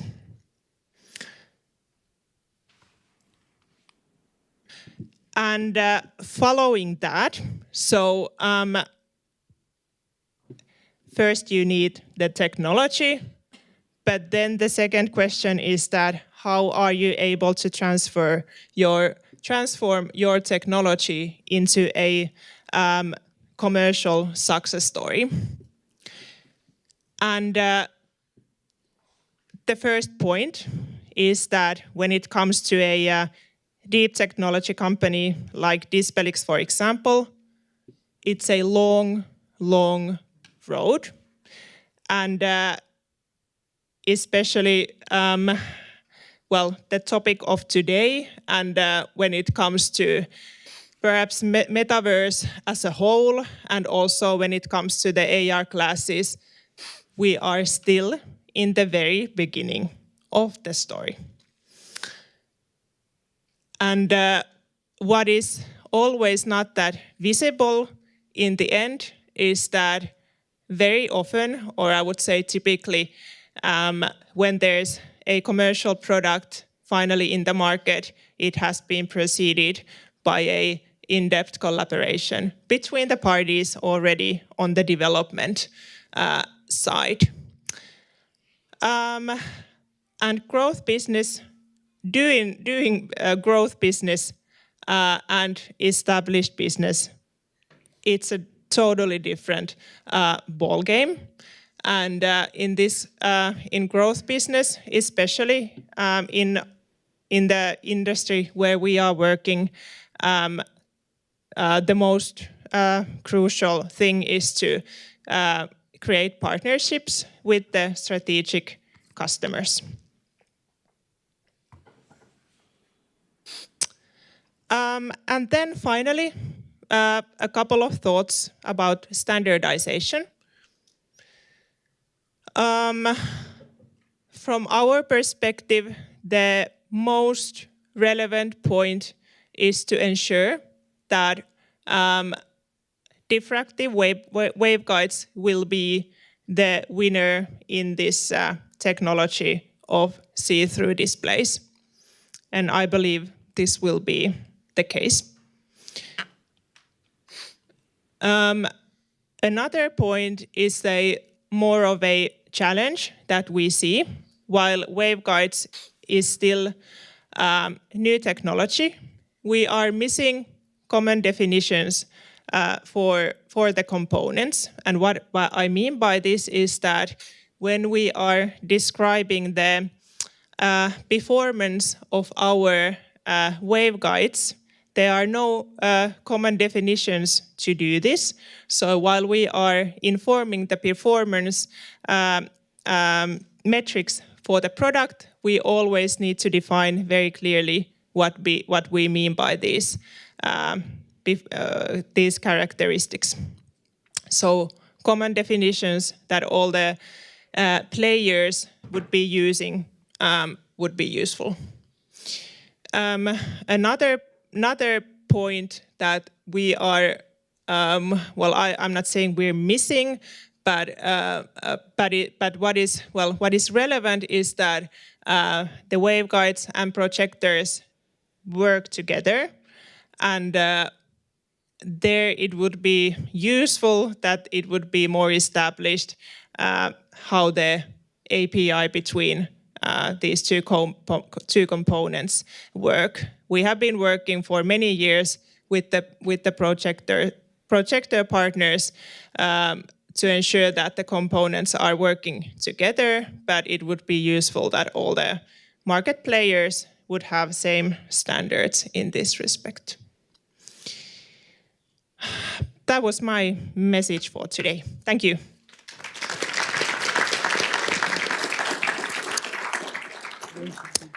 Thank you, Maija, for showing us the future. Dispelix really is a great example of a Finnish XR metaverse deep tech company with deep roots in Finnish research at VTT, the State Technical Research Center, and several Finnish universities. But although we've got very busy schedule, we have still got time for a few questions. So have you got any questions from any of the previous speakers regarding, from PRH, European Intellectual Property Office, Nokia, Anarchy Labs, Sesko ry, or Dispelix?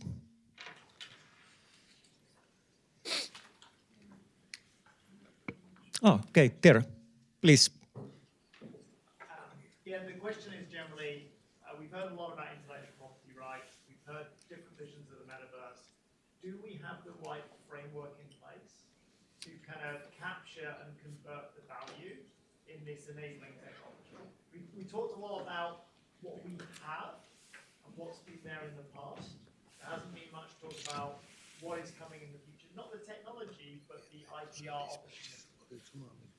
Yes, I wonder if everyone heard the question, but the question, it was really about the future framework for the whole of the industry. That we know that what has been in the past, but how about the future, especially in terms of IPRs and standardization? Would any of the previous wise speakers like to answer to this question? It's definitely a challenge, but well, Olli, are you prepared to give an answer?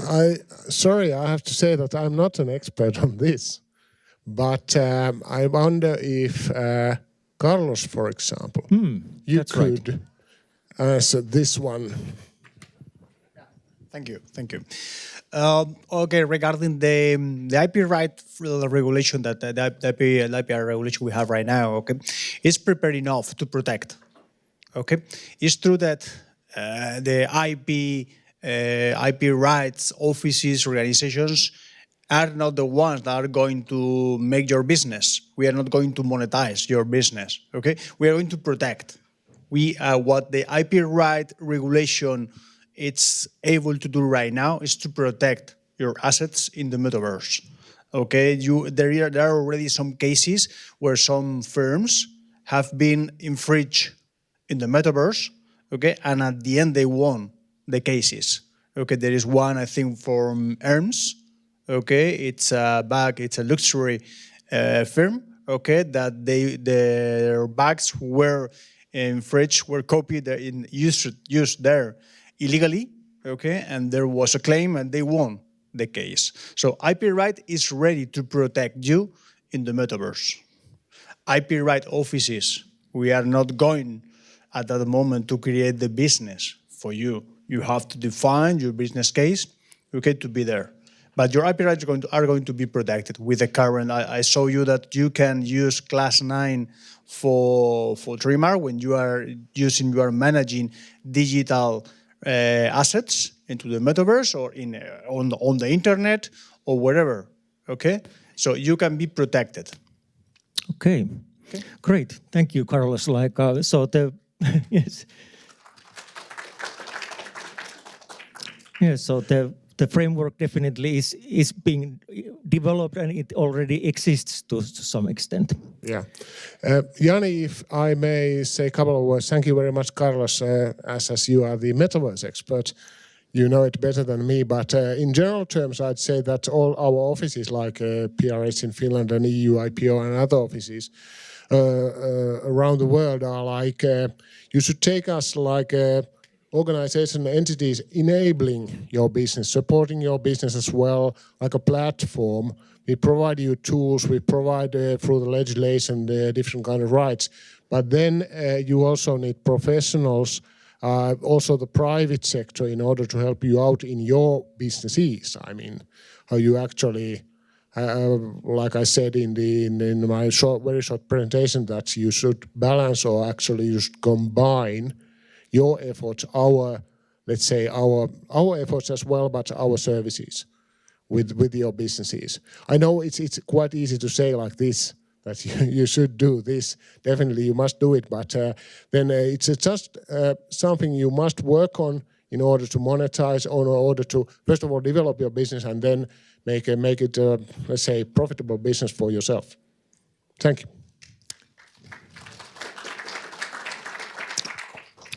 Okay. There, Pekka, please. Yes, let's.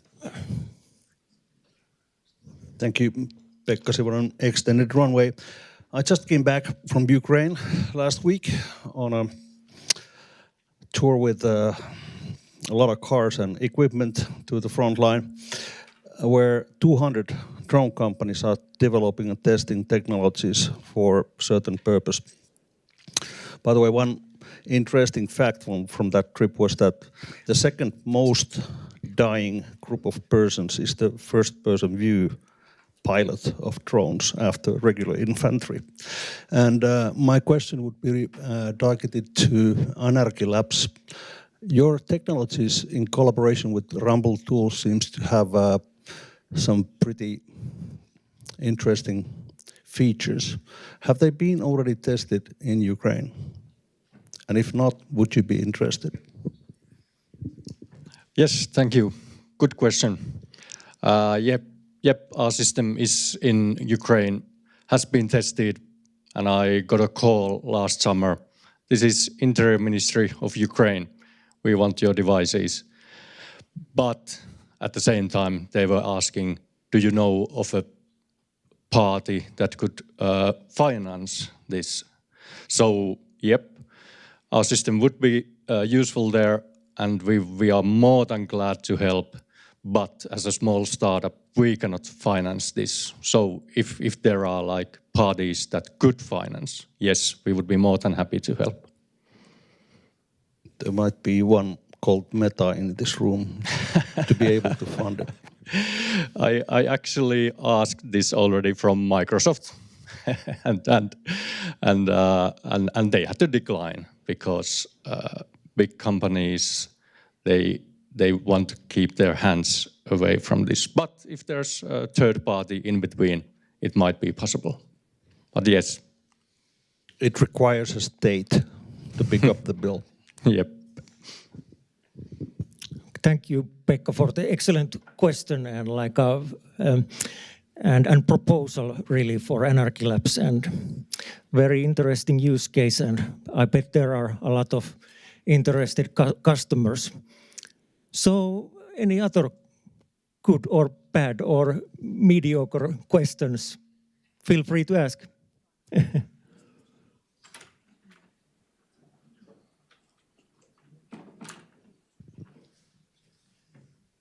Jani, may I ask a question to the audience? Yeah, that's a good question. So we can make it so that you can raise your hands in case you have been involved in applying for patents or any other IPRs yourselves. I can also raise my hand because I'm a trademark holder myself. Yeah.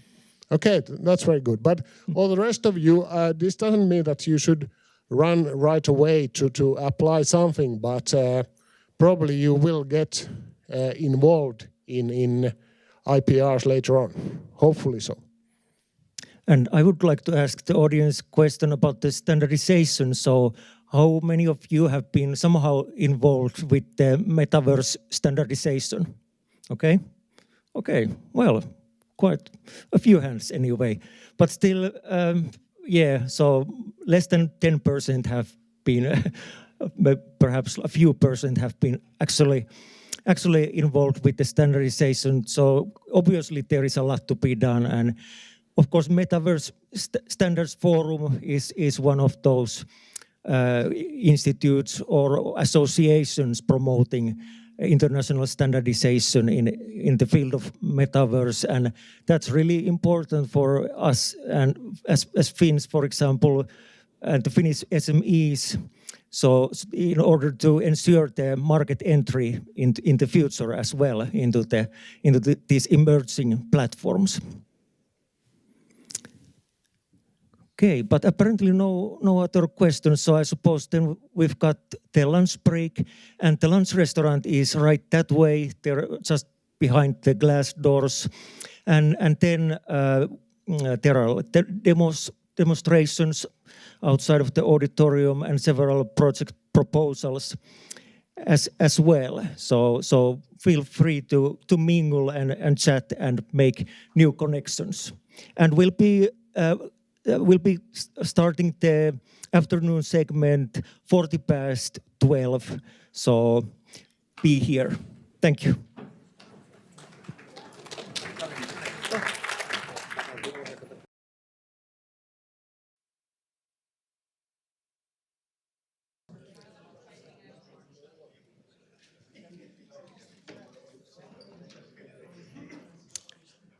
Okay, so ladies and gentlemen, let's get ready to be excited, because today, this afternoon, we've got 4 excellent speeches from very interesting foreign partners and friends.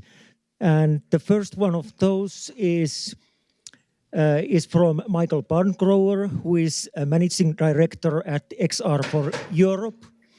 And XR for Europe, it's an association, pan-European association dedicated for uniting XR professionals, organizations, and initiatives across the continent.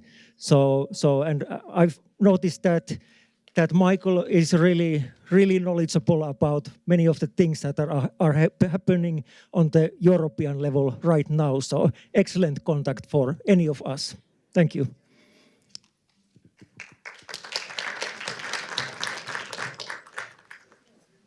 Thank you very much. I hope to live up to that and to kick off this series of keynotes, with some energy and optimism. I have my clicker here.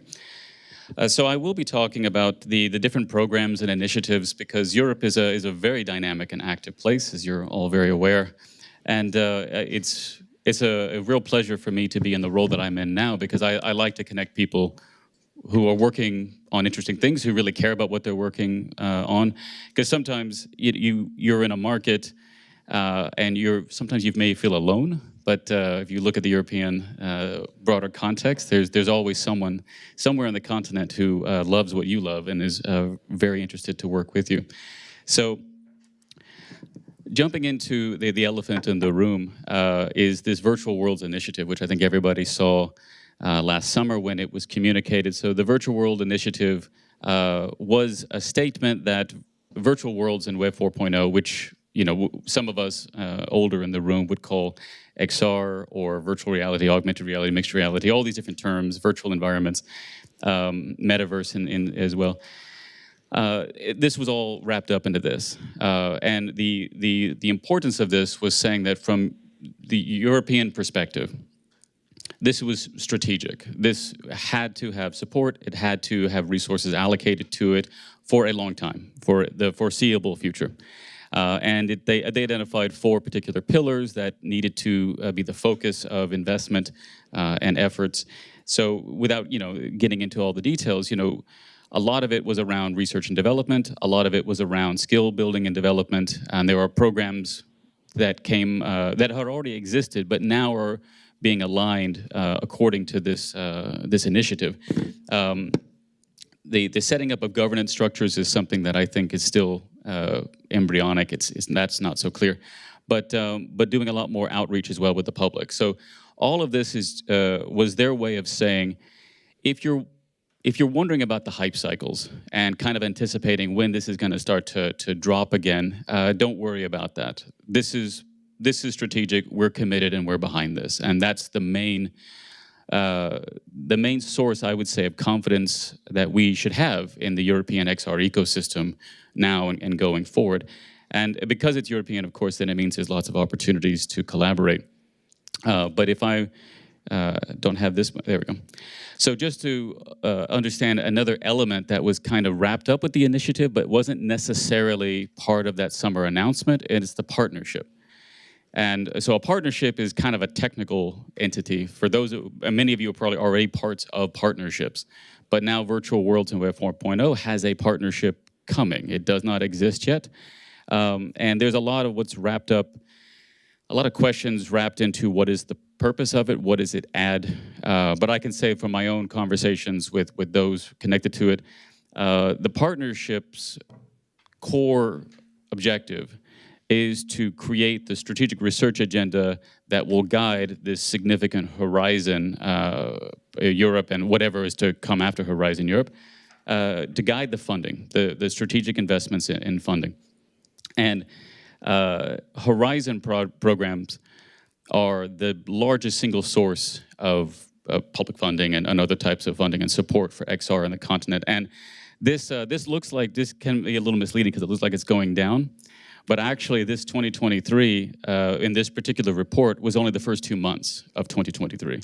So the takeaway was that in the 14 months from January 2022 until the end of February 2023, there were 54 Horizon projects, EU-funded projects within that program that had XR as a component. Not all of them were XR-oriented, but XR was explicitly within that. And now that's what we called XR. Now we're talking, it's called virtual worlds. But this has continued and this has increased. And unfortunately, I actually don't have the numbers of how many current projects are active that have XR focuses or XR components. Our current research through Cordis, which is a fun database to lose your life to, we've documented over 60 that we have found.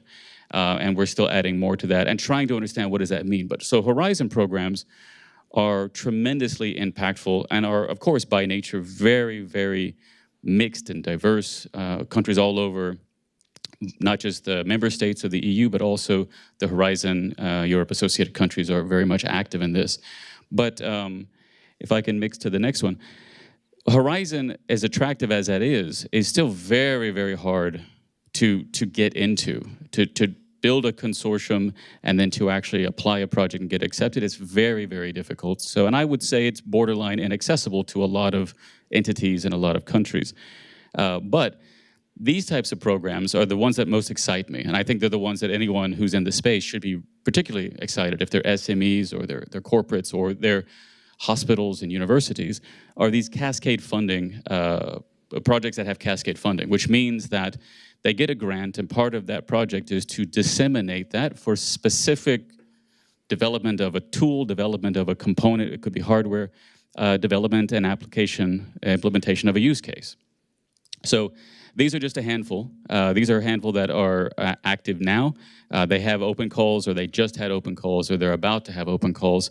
And these are the things that excite me the most, because if I'm, and so just a little background on myself, I started my XR career in Istanbul. So I grew up, so to speak, in XR on the periphery of Europe. And so a lot of the mechanisms, even though we're a Horizon Europe associated country, it's not very accessible, some of these bigger things, but these are.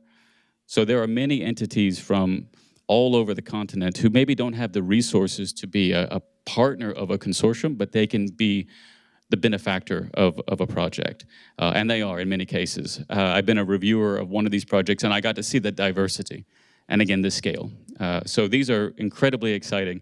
And I'm hoping and calling on the future of these programs, the Horizon programs, to feature more of these. These are much more impactful, I think, than these rather large monolithic projects with these very high ambitious goals. So the cascade funding in Horizon is what excites me the most, but another thing that excites me is this extra emphasis now on advanced digital skills. So there are calls within the Digital Europe program about developing certificates and master's programs, other types of degree programs to try to address what they see as a skill gap with regard to virtual worlds. So from that, they're talking about the hardware, they're talking about the software, they're talking about the AI and the data elements that combine into XR, because now XR is being recognized less a very narrow band of technologies and more of the end result of a convergence of many, many diverse technologies. So XR is being a little bit more appreciated as being where everything kind of comes together in the end. Maybe not for so many people right now, but the expectation is for many more people in the future. So these are also very exciting programs for universities and for companies who are developing academies and other types of programs for certifications. But where we fall into as XR for Europe, we fall into this era, this realm of associations, representative bodies, and we're not alone. And there are so many, and we're very, very proud to count as members, not just these, but particularly the logos you see here, including FIVR. Also, Helsinki XR Center is one of our core members on our board. So we represent national entities that are oftentimes conducting a lot of exhibitions, industry outreach, accelerators, and other types of support programs for their markets. And then as XR for Europe, we try to support them to raise that visibility at the European level, to recognize what their particular market needs, but then to connect them with other markets, because some markets have a lot of a particular skill set. They either have a lot of gaming sector there that has applications into markets that doesn't have so much gaming, but has a lot of industrial, enterprise providers. And so connecting them is a way to maximize what each offers in some type of synergistic manner. And that's one of the roles that we play. But of course, even we're not alone. So because this is Europe, we have a lot of people doing a lot of things and not always talking to each other as much as we should. But we're all oftentimes pursuing the same objectives. And so I would like to always recognize EuroXR, Immersive, AR, OpenAR Cloud Europe, and Foundation Metaverse Europe, and there's others, but these are all these entities that recognize that there needs to be a lot more integration, collaboration, integration across the continent, and in our own different ways, we're working hard to do that. So what we do, and again, some of our peers do things kind of similar. We participate in EU projects where our role is for stakeholder engagement, making sure that those researchers who may be ethicists, who may be political scientists, are able to validate kind of their understanding, validate their expectations with people who are actually working in the space. So we do that in two projects, XR for Human and Openverse, which are also recognized as the two core CSAs of the Virtual World Partnership and Initiative. So these efforts, again, are all meant to align. In classical fashion, the Virtual World Partnership concept came after XR for Human and Openverse were written and started. So in both cases, they politely request that could you start to do what you agreed to do, but then also support this other initiative that you didn't know about when you started this project. So we're all adapting to the new initiative, but we also engage with the research at the national level when it makes sense, but then at the European level, a lot of thought leadership at industry events, and increasingly trying to identify what startups and scale-ups need that we could help with. So we work with entities like Startup Wise Guys. We have an Impulse program. We're very much looking forward to Match XR, which is definitely the premier event in the space in Europe. And we'd like to very much raise its profile as the place to be if you're an XR startup and scale up looking for investment support. And just again, looking at the research that we do and why the research is important.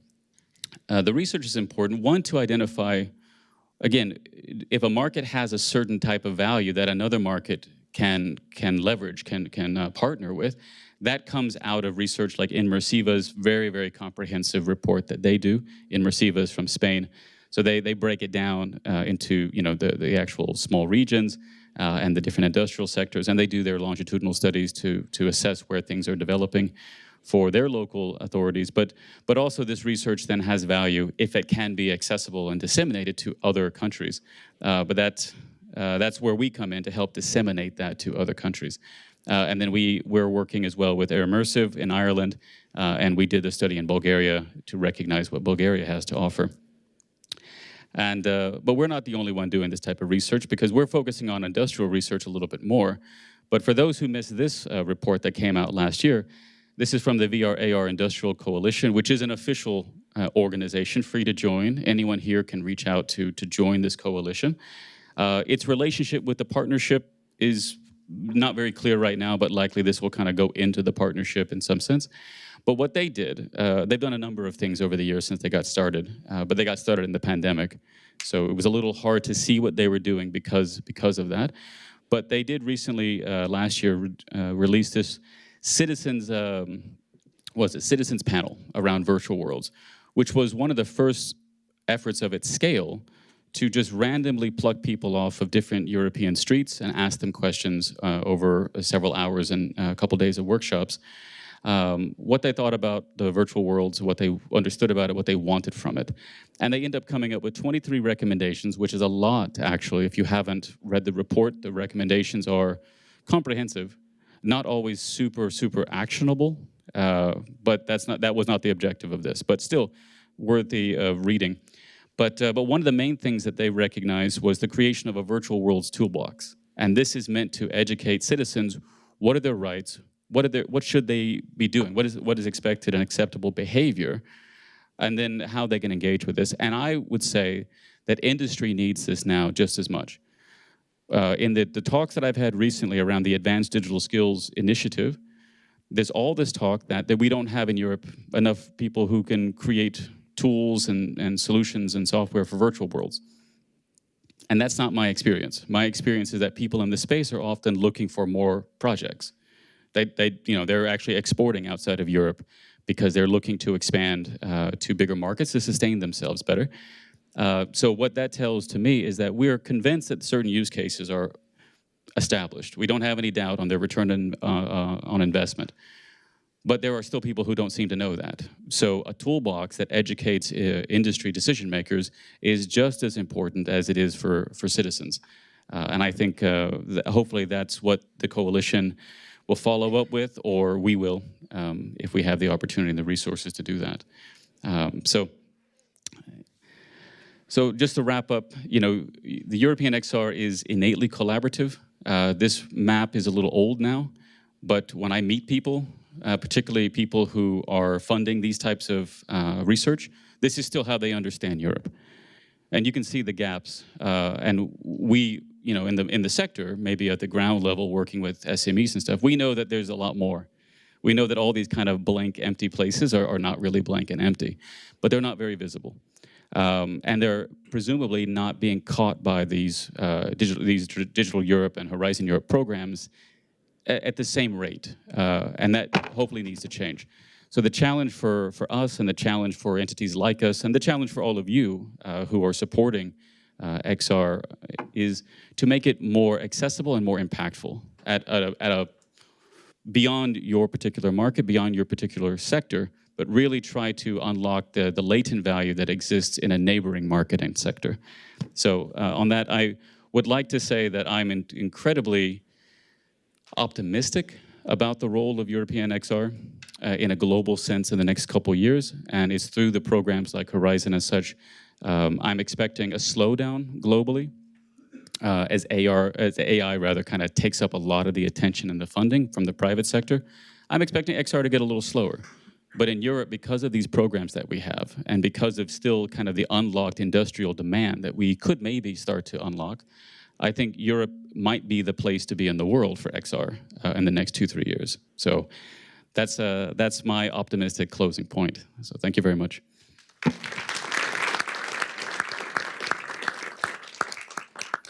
Thank you, Michael. Really useful speech about very concrete things on how to develop the industry here in Europe, and especially those projects that Michael was referring to.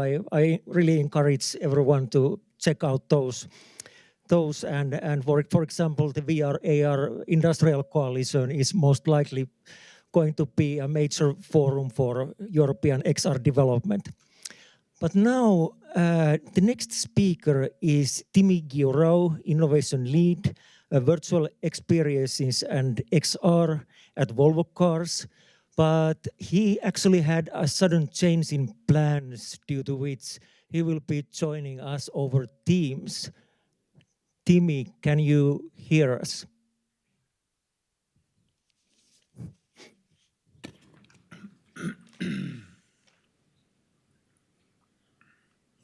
Hello. Yes, Okay. I can. Great. Had issues with the link. It works now. The audio quality wasn't, let's say, excellent, but could you speak again a bit more? Hello. Does it work? Okay. Can you hear me well? Yes, now seems to be working just fine. Yeah, excellent. So Timmy will be telling us about snap back to reality. Here comes gravity. Was, I believe, at least on the first page of Timmy's PowerPoint slides, but I let him tell more about the topic, really. Please. Perfect. Thank you. I will try to share screen right now and let me know if you hear me well.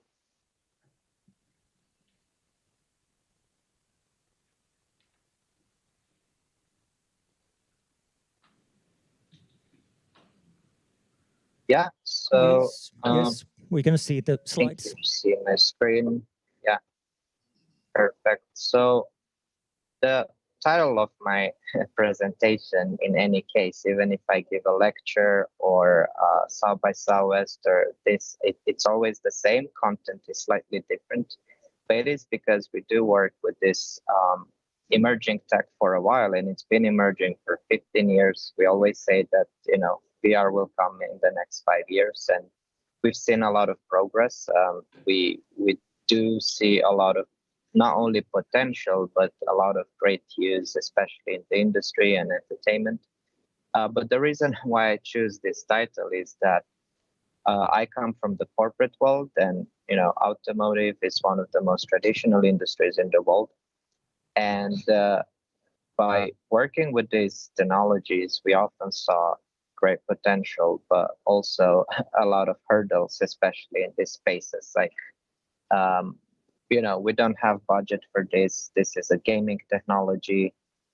This won't work with our tools. We don't have the budget, the competences. So I'll present to you a series of how I faced these things and how we could overcome it in the future through great collaboration.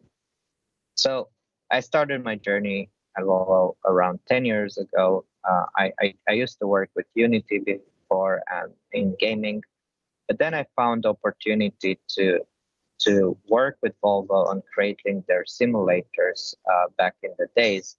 And I understood how important it is to find great champions in the company that understand the potential of simulation, VR, and then working with digital twins.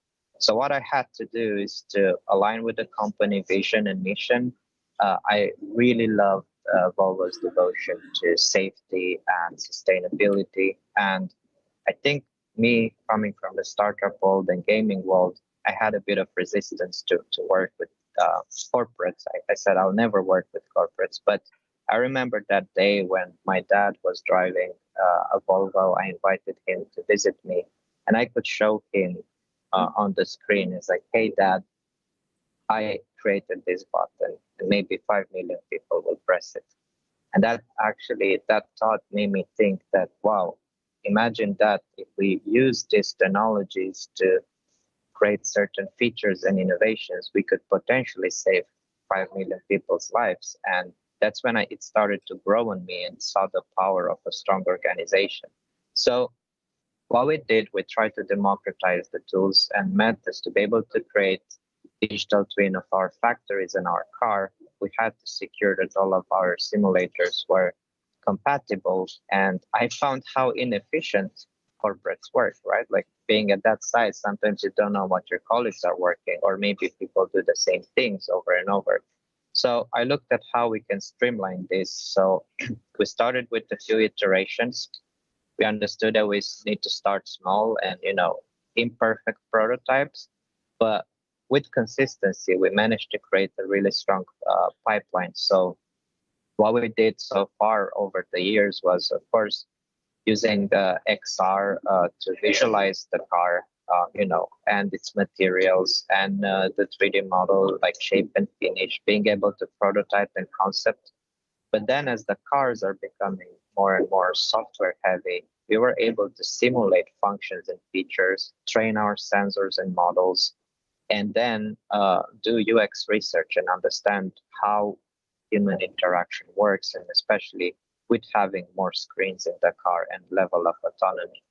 So these are a few use cases of how we've been using real-time 3D and what type of digital twins we are using. So we created a digital twin of our test track, Hellered, in Sweden, and that's where we test all of our cars for safety, for driving, for dynamics.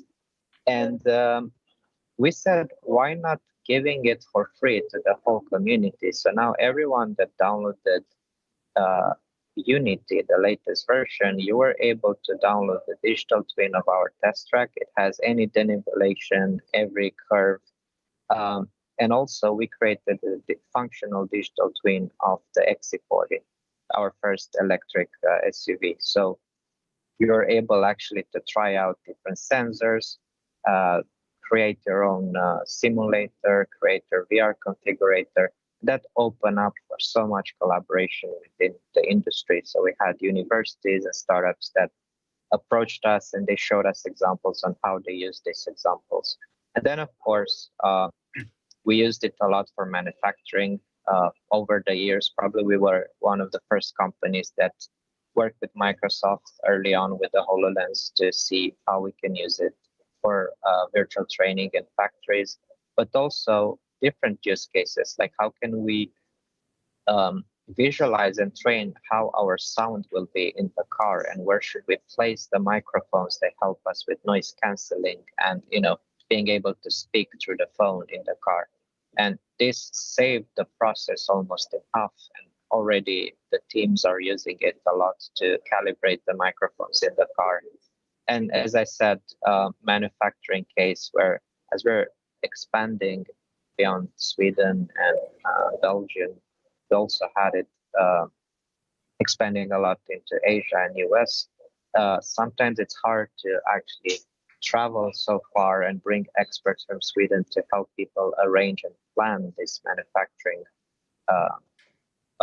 spaces. And we're calculating as well and measuring how efficient, how far should this manufacturing, like prototyping tables should be, how can we efficient the flow, and how can we integrate robots that we could already train through Unity and Omniverse and NVIDIA to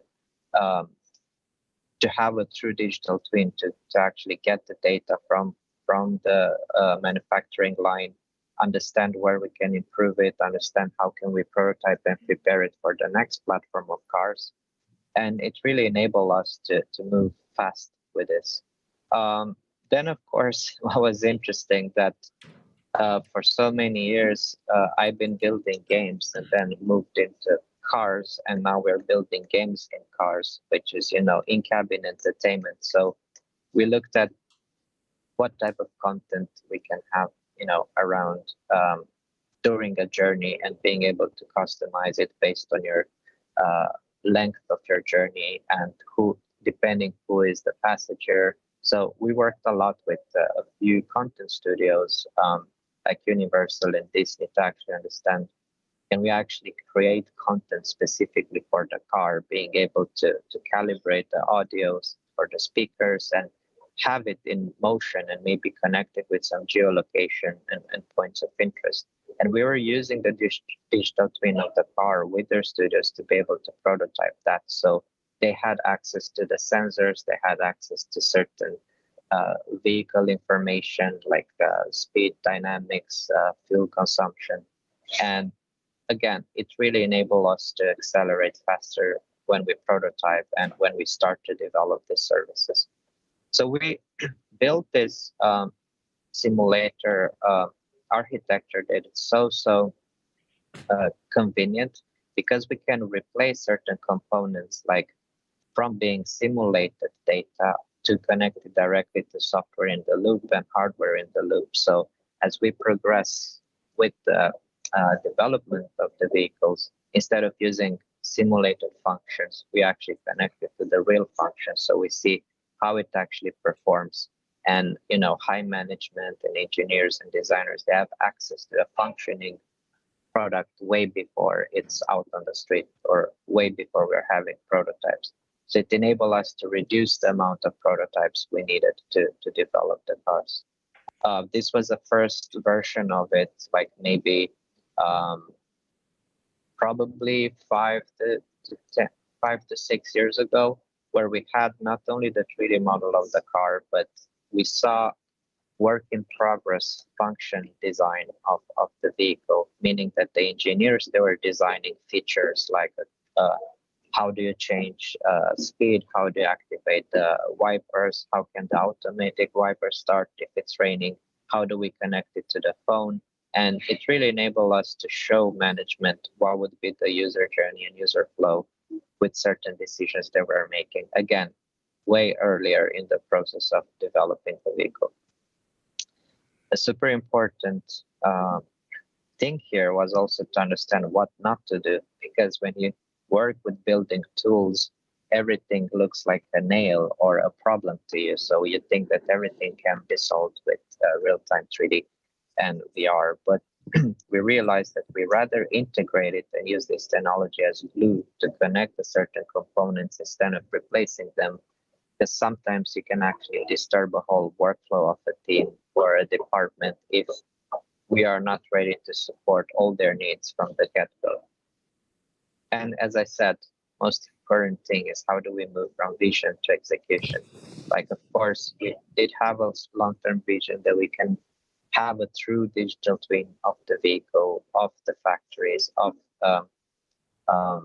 the city. For instance, we work a lot closely with the city of Gothenburg and looked at how can we use it to plan the future scenarios, plan the future services that we would need to work on with other industries and collaborate with other industries such as energy sector and the traffic authority to be able to plan the infrastructure of the future together. But again, it takes a lot of steps to get there, and it is a lot of time challenging. So I think persistency and strong collaboration with other industries outside of our, day-to-day work is crucial here. So a year ago, we launched the EX90, the flagship electric SUV, which is a really interesting achievement because this is the project I worked on since it was a sketch on a whiteboard since I was a student, and then being able to see how it evolved. So what is interesting with now, more automated vehicles, is that they have this strong sensor stacks of cameras, radars, lasers, ultrasounds, map data, cloud. And if you think about it, that's exactly what we're using in our phones today and in the VR headsets. So I was thinking always, can we create a digital twin of our surroundings by using sensors of the car, but also sensors of the phones and headsets that we will wear in the future?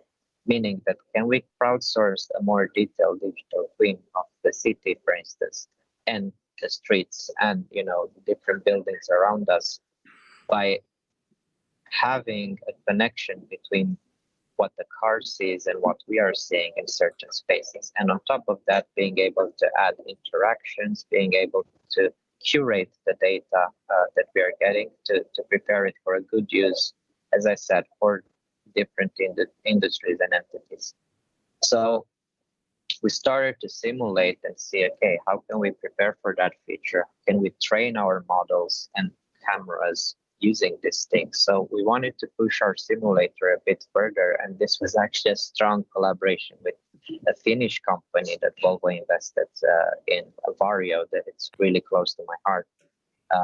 We were pushing boundaries really early where we were thinking, can we use mixed reality to drive on the road, meaning that we would have the ultimate drivable digital twin of the car. So the engineers and designers were able to replace the model with the future concepts, but still be able to drive and feel how certain interactions, certain features of the car, for instance, like braking when a moose is crossing, and trying to see what would be the best way to visualize that for the user, so the user knows that the car is in control and it will keep them safe. So this is a bit of a teaser of the projects that we're doing in the lab. So as I said, collaborating with Vario, we were able to create this really advanced simulators, both in the lab, but also on the road, and enable us to do really, really fast iterations. And now a lot of designers and UX researchers are using it early on to be able to collect necessary data to perform user testing early on. So this is a footage filmed on our test track with the Vario XR1. So we are able to replace the car model with the new car model while we were driving.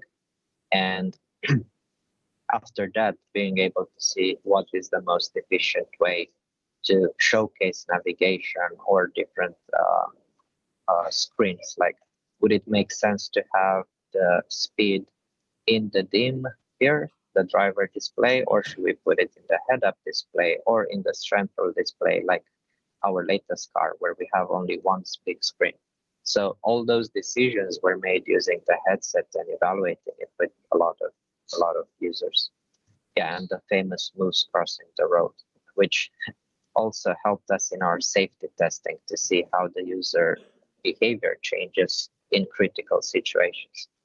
So, of course, after all this development and design, when we are ready now to sell the car and tell a story. So we've been using a really comprehensive model of the car, again, in collaboration with Unity and NVIDIA and Google. We did certain car configurators that were already connected with all of our backend functions.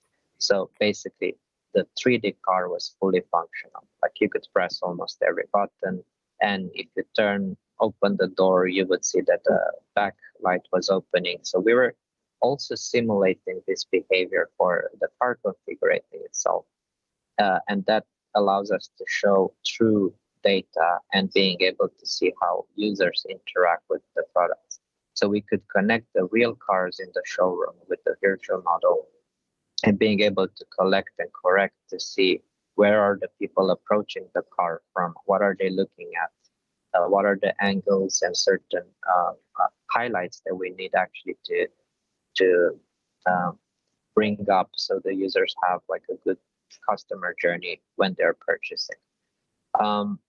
Yeah, this of course gave us a lot of notoriety, like the collaboration with Vario went super viral.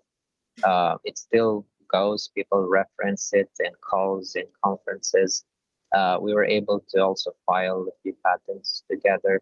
And yeah, for us was a game changer because we could see, as I said, with the car that was just launched, the impact of using these technologies while designing it and developing it as early as possible. As I usually say, using the same tool, it means that you speak the same language. So now designers and engineers and managers and executives were able to communicate and being able to bring up faster certain problems and new initiatives. So we were able to mitigate risks, and we were able to iterate on our product way better to increase quality and innovation. But again, as I said, we also looked at how can we incorporate digital twins of cities and see how, so we work with City of Helsingborg and Gothenburg, where we're looking at human-centric design and how can we design also for inclusivity and disability in certain areas of the cities, and what type of services we should offer to be able to help certain areas and communities in these cities. And we collected a lot of data, we use it for research and being able to communicate to users if they would have a certain future like this, can we provide a certain fleet to those neighborhoods to help with their daily life. And to build digital twins of cities, first we need to understand historical data, then in real time understand the data that we're collecting, both from energy infrastructure, BIM data, traffic, throughput, maybe different projects that are in progress, and then being able to simulate and predict that, okay, if we build a new bridge here, how would that affect the flow? So here we looked at, we work both with Unity and Omniverse in Gothenburg Digital Twin, where we had real-time data from some of the electric scooters and as well from our cars. And we were able to see what is the dynamics between these different modes of transportation in this area. And as this area will become part of the Green City Initiative, what would it mean if these cars will be not available in this area, but we were able to direct it through a different route to still serve, the metabolism of the city and how we are navigating to the city.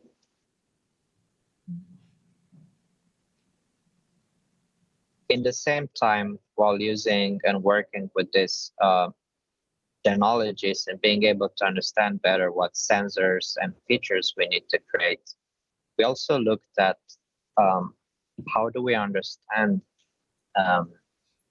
the interactions and future scenarios way better. So we worked with Alex McDowell that made Minority Report and a few Black Mirror episodes and Fight Club to be able to predict certain future technologies and trends and how it will affect not only the progress of our industries, but also how does it affect culture and how does it affect infrastructure, economy, ecology, policy making. So we started to think a bit beyond only the product. We looked at how does safety look like on a societal level? How does planetary safety look, which means sustainability? Or if you're taking certain circularity efforts, does that impact the way we plan our logistics, the way we are selling and telling the stories about our products? And of course, using the latest technologies, we are able to switch lenses and maybe put ourselves in the position of a policymaker or in the position of the citizen of a certain location to understand them better and, create the proper features and design the better products for the future. That was it for me. Thank you, and really sorry I was not able to be there in person. Are there any questions?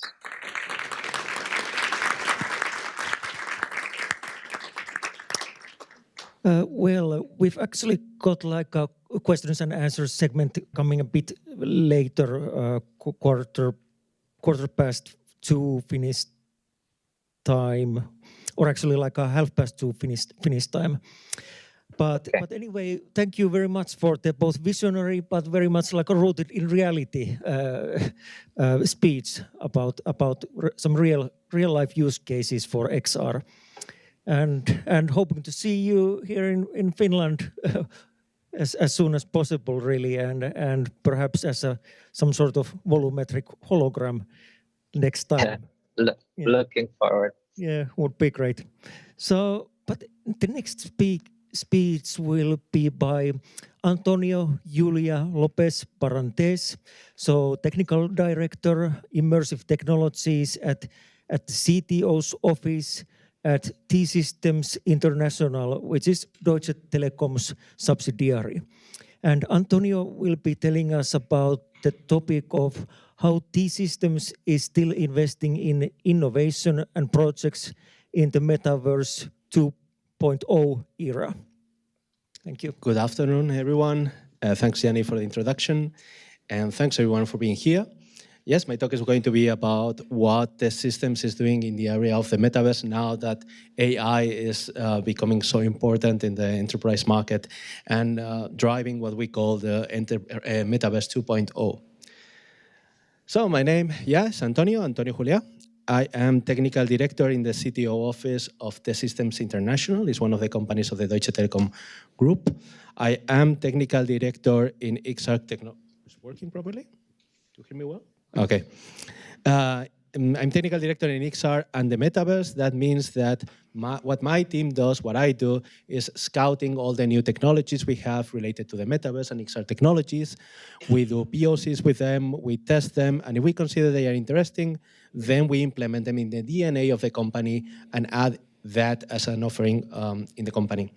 As you can see here, I have my Ready Player Me avatar. We used to do a lot of things in Glue. I think it was the best app for collaborative working. It is a pity that they are closing. And if you want to add me later in LinkedIn, please feel free. You have also my email address, my phone number. Glad to be contacted if you have something that we want to check, that you want us to check together. So my agenda for today was to explain you who we are, talking about T-Systems. I wanted to give you the idea we have of the Metaverse in T-Systems. Or I wanted to explain also what are we doing in the Metaverse right now, what initiatives we have, what projects we have, and then explain also, of course, why am I here. And I left some time for questions and answers, but we can do everything at the end, of course. So who is T-Systems? Because we're not as famous as the Deutsche Telekom group. We are, if I have to put in one phrase, a system integrator. Basically, whatever we think is interesting for our clients, we can integrate it in our solutions. Our mission is to enable organizations to reach full potential through digitization. And our vision is to be the most reliable or the best ICT provider in the world, of course, if we can. We have 4 main pillars. We have advisory, security, cloud services, and digital. And at the core, we have what we give to our clients. We have presence in 20 countries. Not in all of them, we are doing things related to the metaverse. Here in Finland, we have the Systems Nordic. My colleague Pasi is also here today. We are really strong in metaverse initiatives in Germany, in Brazil, Switzerland, Slovakia, and Hungary, for example. And we are around 30,000 people strong. We are from the Deutsche Telekom group, what you could call like the industrial arm of the Deutsche Telekom group. We are present in several different sectors or industries. Related to the metaverse, I would say we are especially active in the automotive sector with industrial metaverse. But we work also, we have clients in retail and logistics, public transport, financial services, health. In health, we are also doing a lot of things related to the metaverse, especially related to training and multi-user experiences. We do some things also in manufacturing, especially with digital twins, smart factory planning and so on, and public. And as I said before, the 4 main pillars we have are advisory, security, cloud services, and digital enablement. So you see, this is the tech radar we have in my company, in the systems. You can see I highlighted this. Those are all the topics that we consider that for the next Horizon 1, 2, and 3 are going to be key for the company. And as you can see, the ones I highlighted are more related to the metaverse, meaning we believe in those topics, we are investing in those topics. Those are metaverse, generative AI, of course, augmented reality, digital twins, metaverse security, amongst many others. So just to see that the company is really focused on the metaverse and the future it has. To demonstrate also that we are invested in it, we are partnering with NVIDIA, especially regarding NVIDIA Omniverse for industrial metaverse projects. We are part of Bitkom. We are publishing with them white papers. We're also publishing papers with NVIDIA, again, especially regarding the industrial metaverse. And we are also publishing our own white papers regarding the metaverse. So I guess almost everyone here probably already knows what the metaverse is. Funny thing with the metaverse, you ask 10 people, you will get 10 different definitions. Carlos already gave a definition. If you check the PDF from the event, you also have another definition. In case there are like 3 or 4 people here that come for the first time to something related to the metaverse and are curious, the rest, please bear with me the next 3 slides. In our humble opinion, because as I said, everybody has a different definition. What I always like clearing up is the metaverse is not meta, it's not a product, it's not a standard, it's not a service. Meta has their own vision of the metaverse, which is great. I show a lot of video that they have to explain what the metaverse is, but we shouldn't be mixing it. It's something completely independent. For us, we try to keep it simple. Of course, there's white papers and so on, making it a bit more complex. We say that, exactly what Carlos also said, that the metaverse is going to be, or is becoming, the natural evolution of the internet we have nowadays, only that it's going to be more interactive. It's going to give us new ways of connecting reality and the digital reality, and is also using the new immersive technologies we have for enabling that people access these new digital worlds. What I like to say is, because it's kind of fussy, the definition, of course, is that we consider it's always going to be in real time, that it's going to be mostly in 3D, mostly interactive, mostly social, and mostly persistent. Because it's not a technology, what we always say is, how the metaverse is evolving is by adding to it all the new technologies that we are getting, like lately AI. And in my company, of course, we work in those technologies independently of the metaverse itself. I mean, we have projects related to immersive technologies. That is the strongest thing in the metaverse. But with artificial intelligence, there's a lot to do outside of the metaverse, with robotics also, digital twins also. But in all those things, we are investing, and that's helping us later build the vision we have of the metaverse.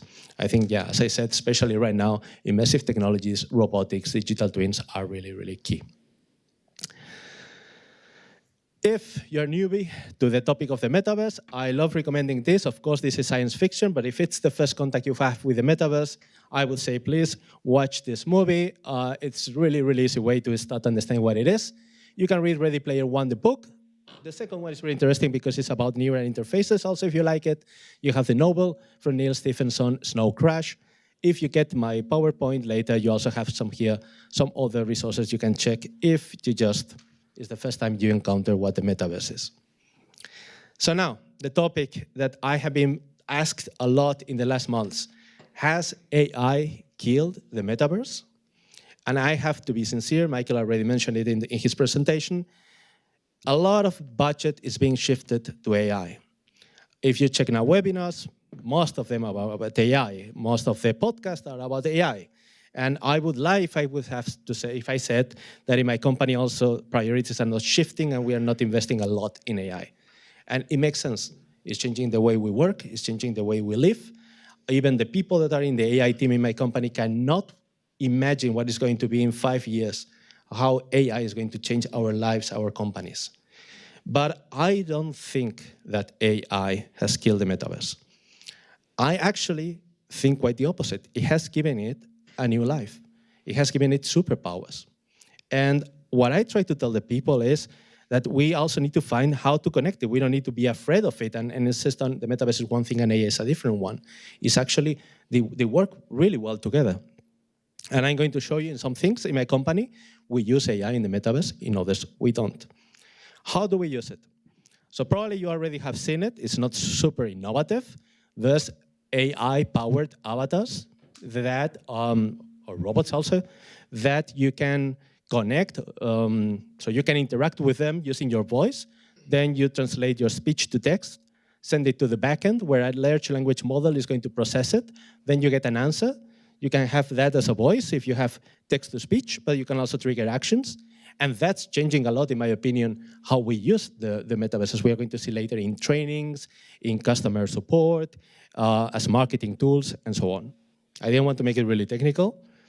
We also use AI for training autonomous systems and, for example, robots. You will see later some of the examples we have. But yeah, generative AI can be used, of course, for conversations, but it's also really useful when we are talking about production planning, production line planning, smart factories, and training autonomous systems. So what do we do?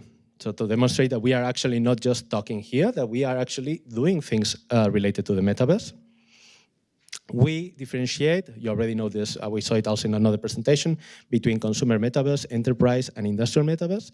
It's way easier for us to define the use cases. It's way easier for our clients to understand what we are doing in each case and divide the work somehow. Consumer metaverse, going really fast about what is it, is the way, or we define usually the consumer metaverse as that metaverse in which we have a contact with our potential clients or our current clients. That can be public events, public worlds, our websites, or the websites of our companies, customer support, all these things. What are we doing here right now?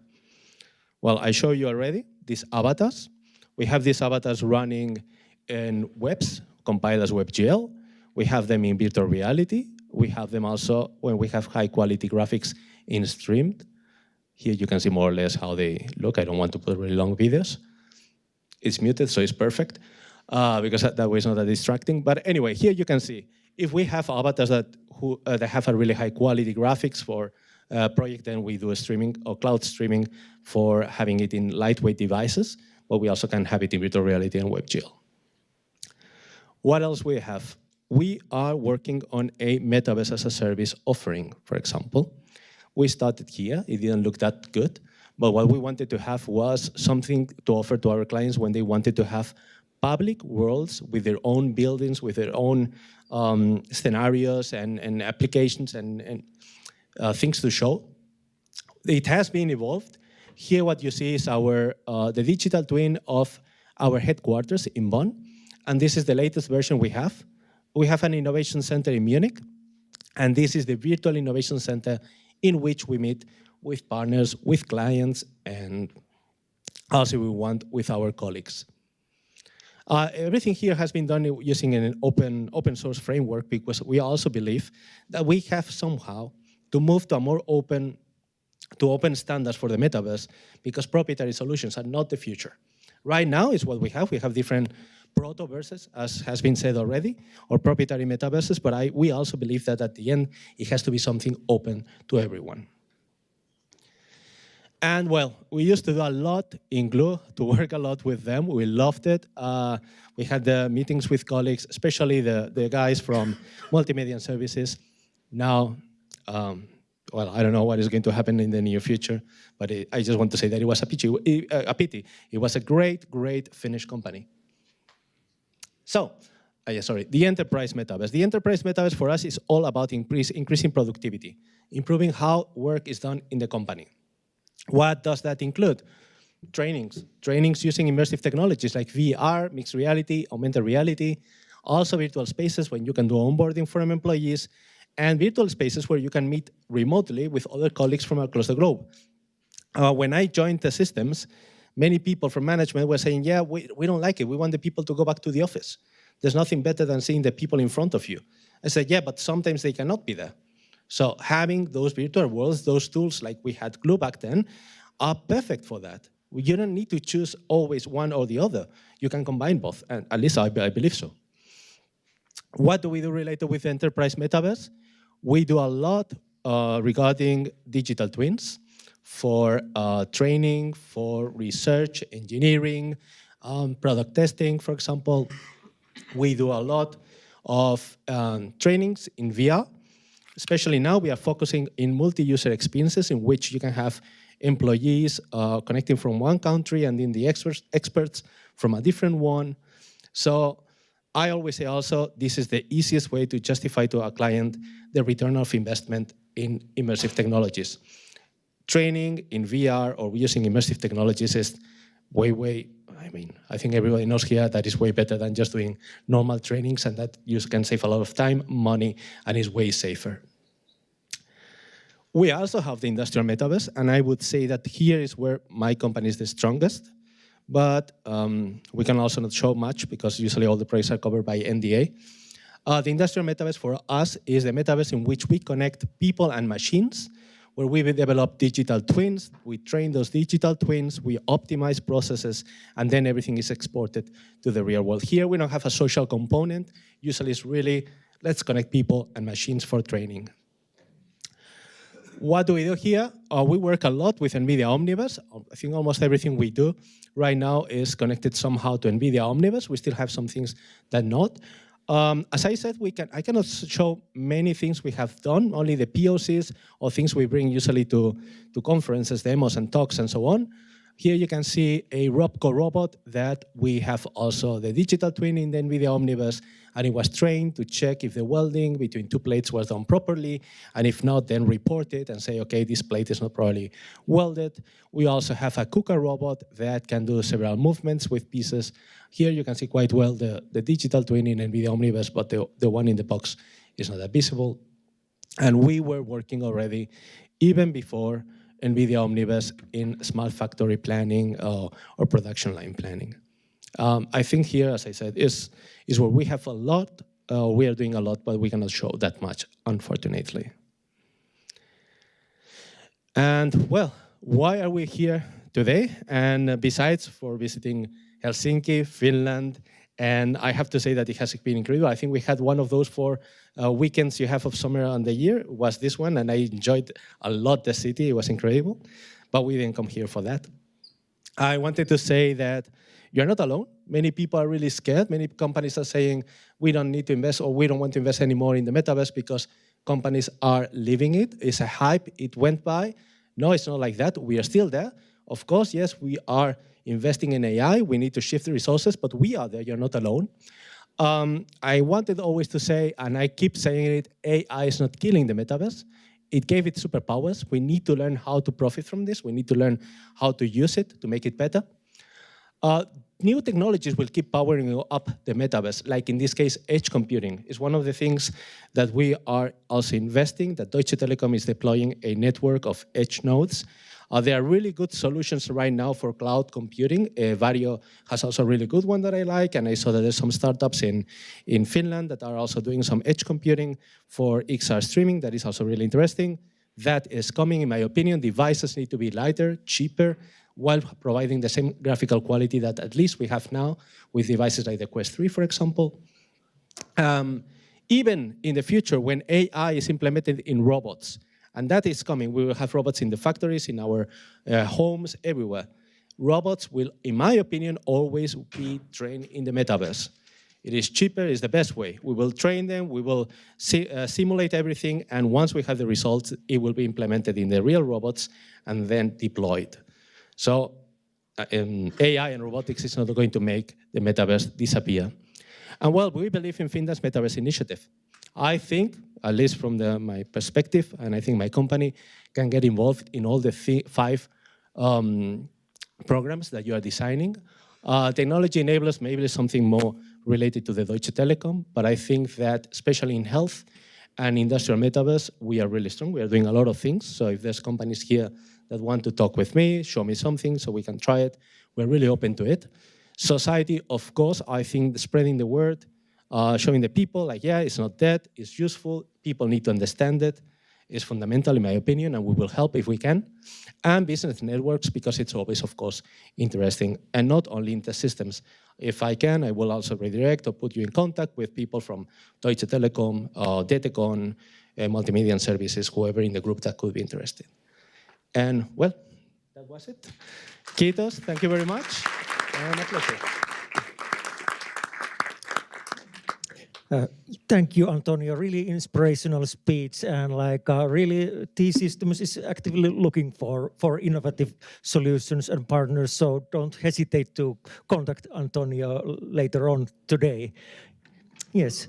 So great, and today we've got kind of like a giant in the room. So the name of the giant is Meta, and from Meta we've got Lydia Webster, enterprise client partner, and she will be telling us about discover the world of Meta for work. So please, Lydia.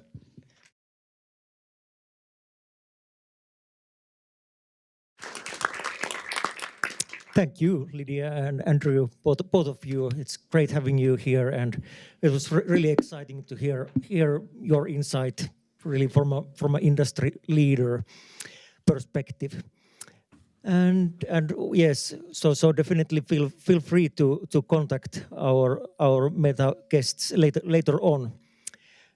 And then next speech will be from Sanni Siltanen, who is mission lead for the mission, Business Finland's mission called Immersive Digital Life, and really the original reason for even starting the Finnish Metaverse Initiative work was to prepare for this coming Immersive Digital Life mission, and that's Business Finland's answer to advancing and developing the new industry. So please, Sanni. Yes, thank you, and very nice to see so many people here, both on here on site and as well online. So, Immersive Digital Life mission, what's that? What the missions are in general, that's a way of working how we organize things at Business Finland around thematic areas. We have selected those areas that we think that Finland has especially good chances to make big success, and there is potential. Both we have the talent here and we have the opportunity to make big things in next 10 years.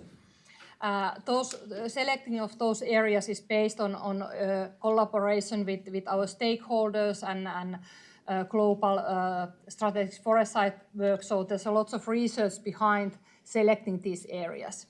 And this Immersive Digital Life is one of those areas where we think that Finland has good potential to be successful in next 10 years. And I think that the amount of people that we have now here and the amount of people and companies that have been involved in the MIA Metaverse in Action work also demonstrates the kind of a good community that we have already on this area in Finland.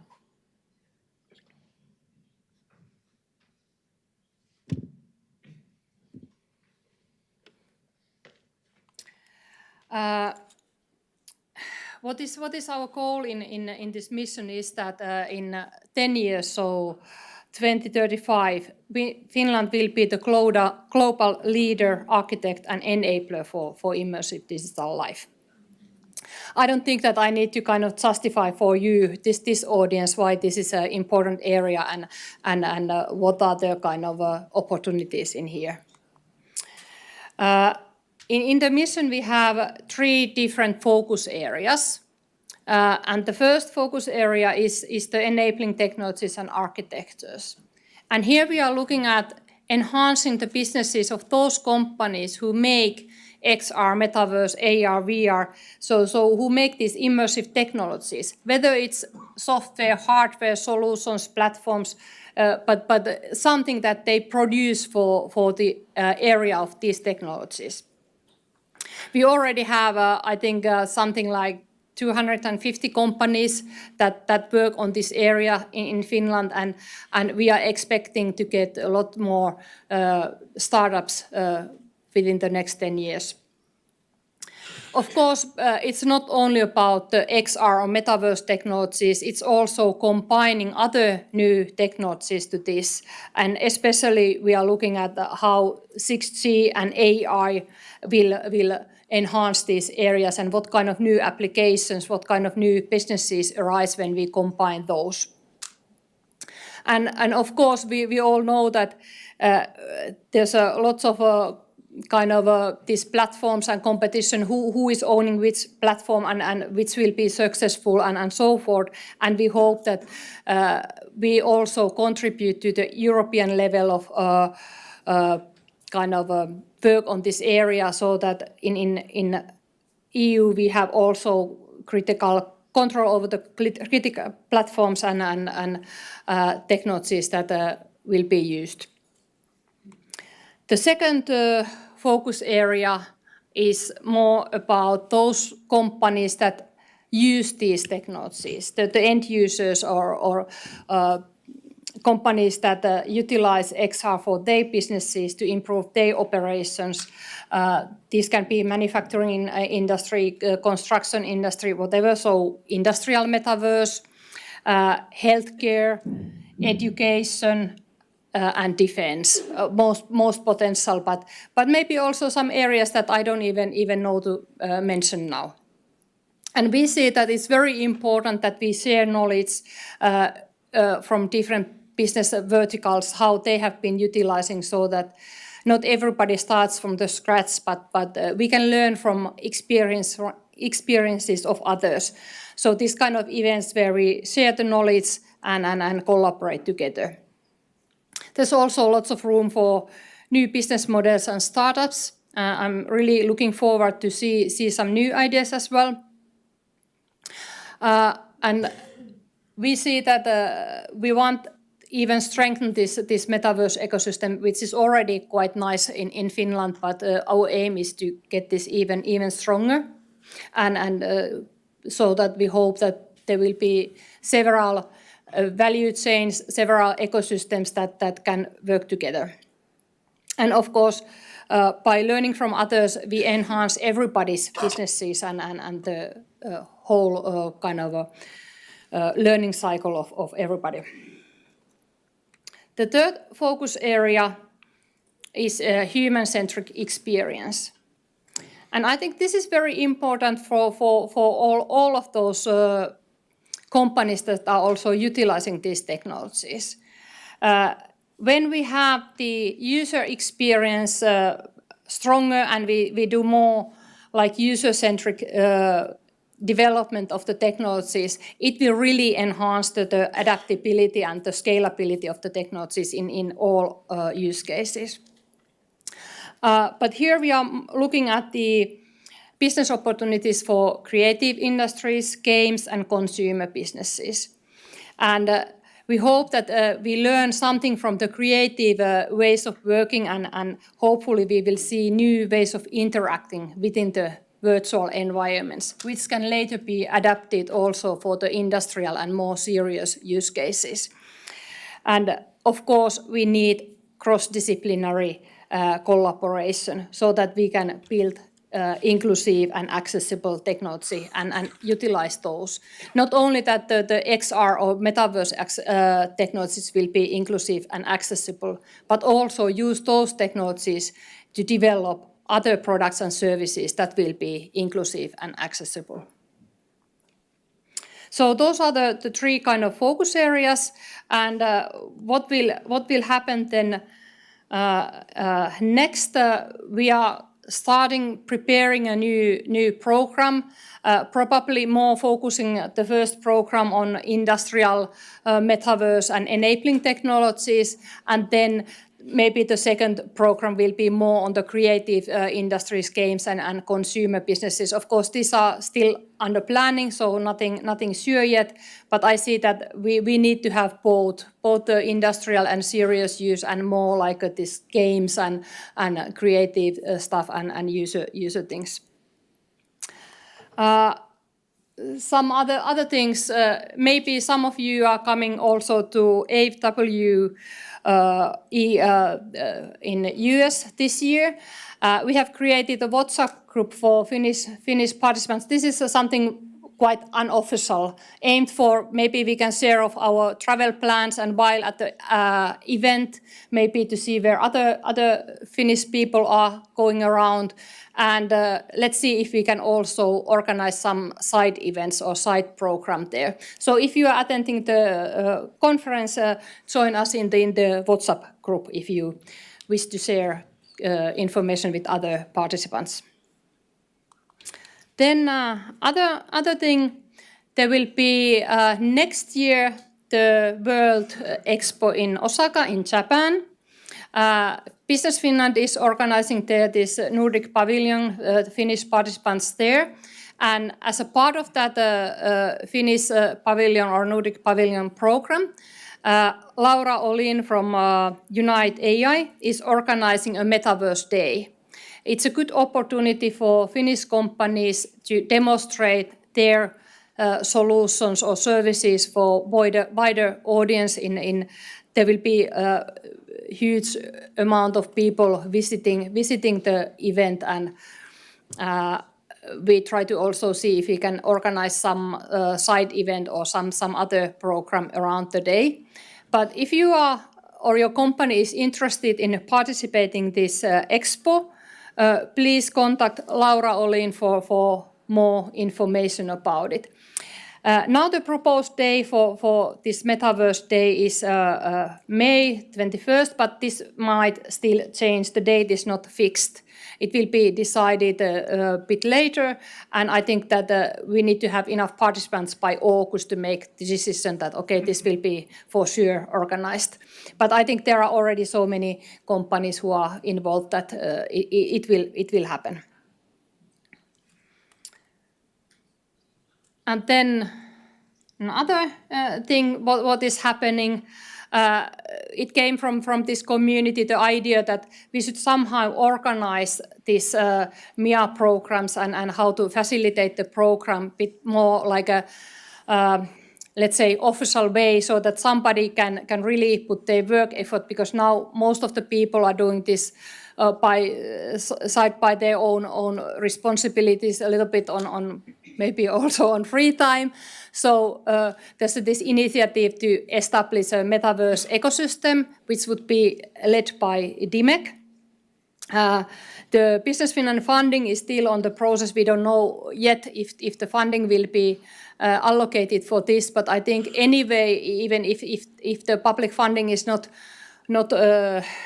yet possible, then the DIMEC can also run this with industrial funding only. Of course, a little bit smaller in that case.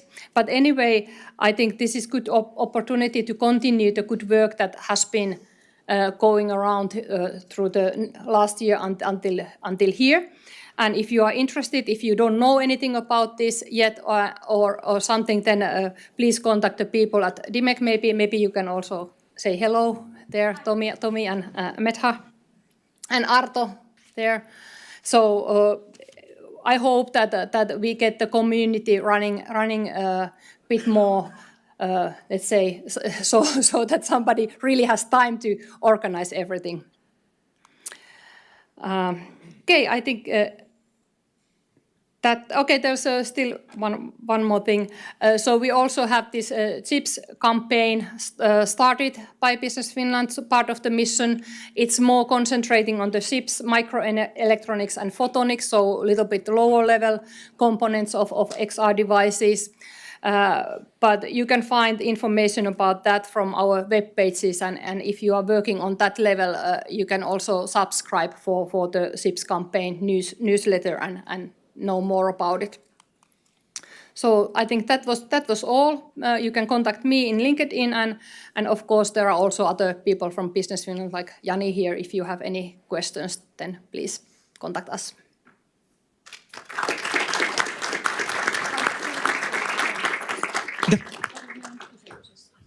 Ei vielä. Okay, thanks, Sanni. So really interesting for most of us to hear what will be happening at Business Finland. And still to add something, so Business Finland has got 5 focus areas, and actually Metaverse is one of those.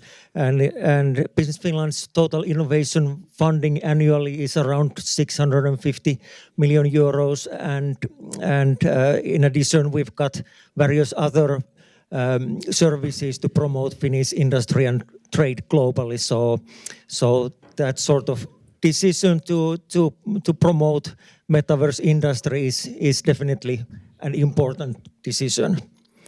But then next we are bound to hear some very inspirational and visionary words from Jani Vallirinne, who is a senior researcher and Metaverse lead at VTT, the Finnish State Technical Research Center, and also University of Oulu.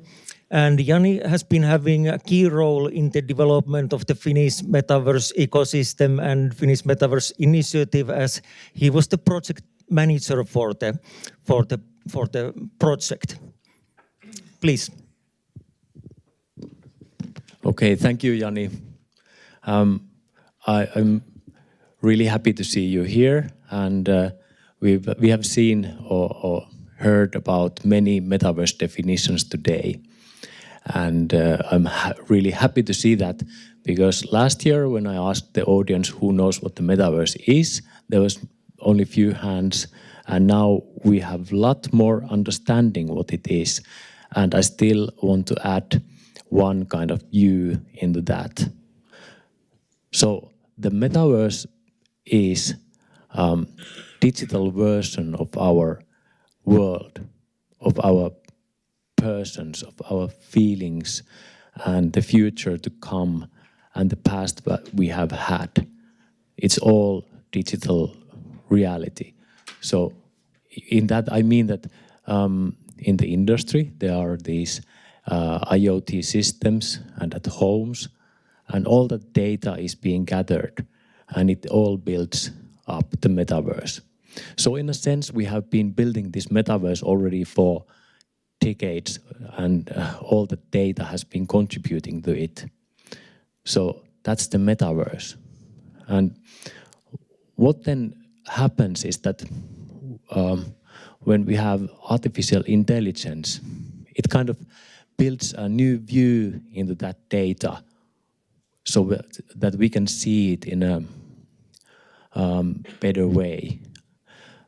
Like if you have been using ChatGPT, which one of you have used ChatGPT? Raise your hand. Okay, still few people not listening to maybe. So, that bandwidth between you and the AI is really, really narrow. So you really can't get much data back and forth with it, because you are using text only. And I believe that Metaverse is kind of giving you the bandwidth with the metaverse, so that when you see the data around you visualized in a way that where you understand it, you're using all the hundreds of thousands of years evolution honed skills of seeing the jungle around you and marking all the tigers and everything you need to know. So all that skill you have in your head, all the feelings, contribute to the understanding of the data, understanding what is happening around you, not just using this text interface. And that data is not necessarily just the 3D models or the 3D version of the world, but it's also about, let's say you're in a factory, you can see all kinds of products and details visualized in a way that you can really understand. And the AI can do that visualization in real time, so that it really fits your brain in a good way. And I think one of the challenges of the metaverse has been that it takes a lot of artist months. If you want to make a replica of your office or something, it's a really expensive project. But with new technologies like neural radiation fields, you can get that 3D model built in from few photographs.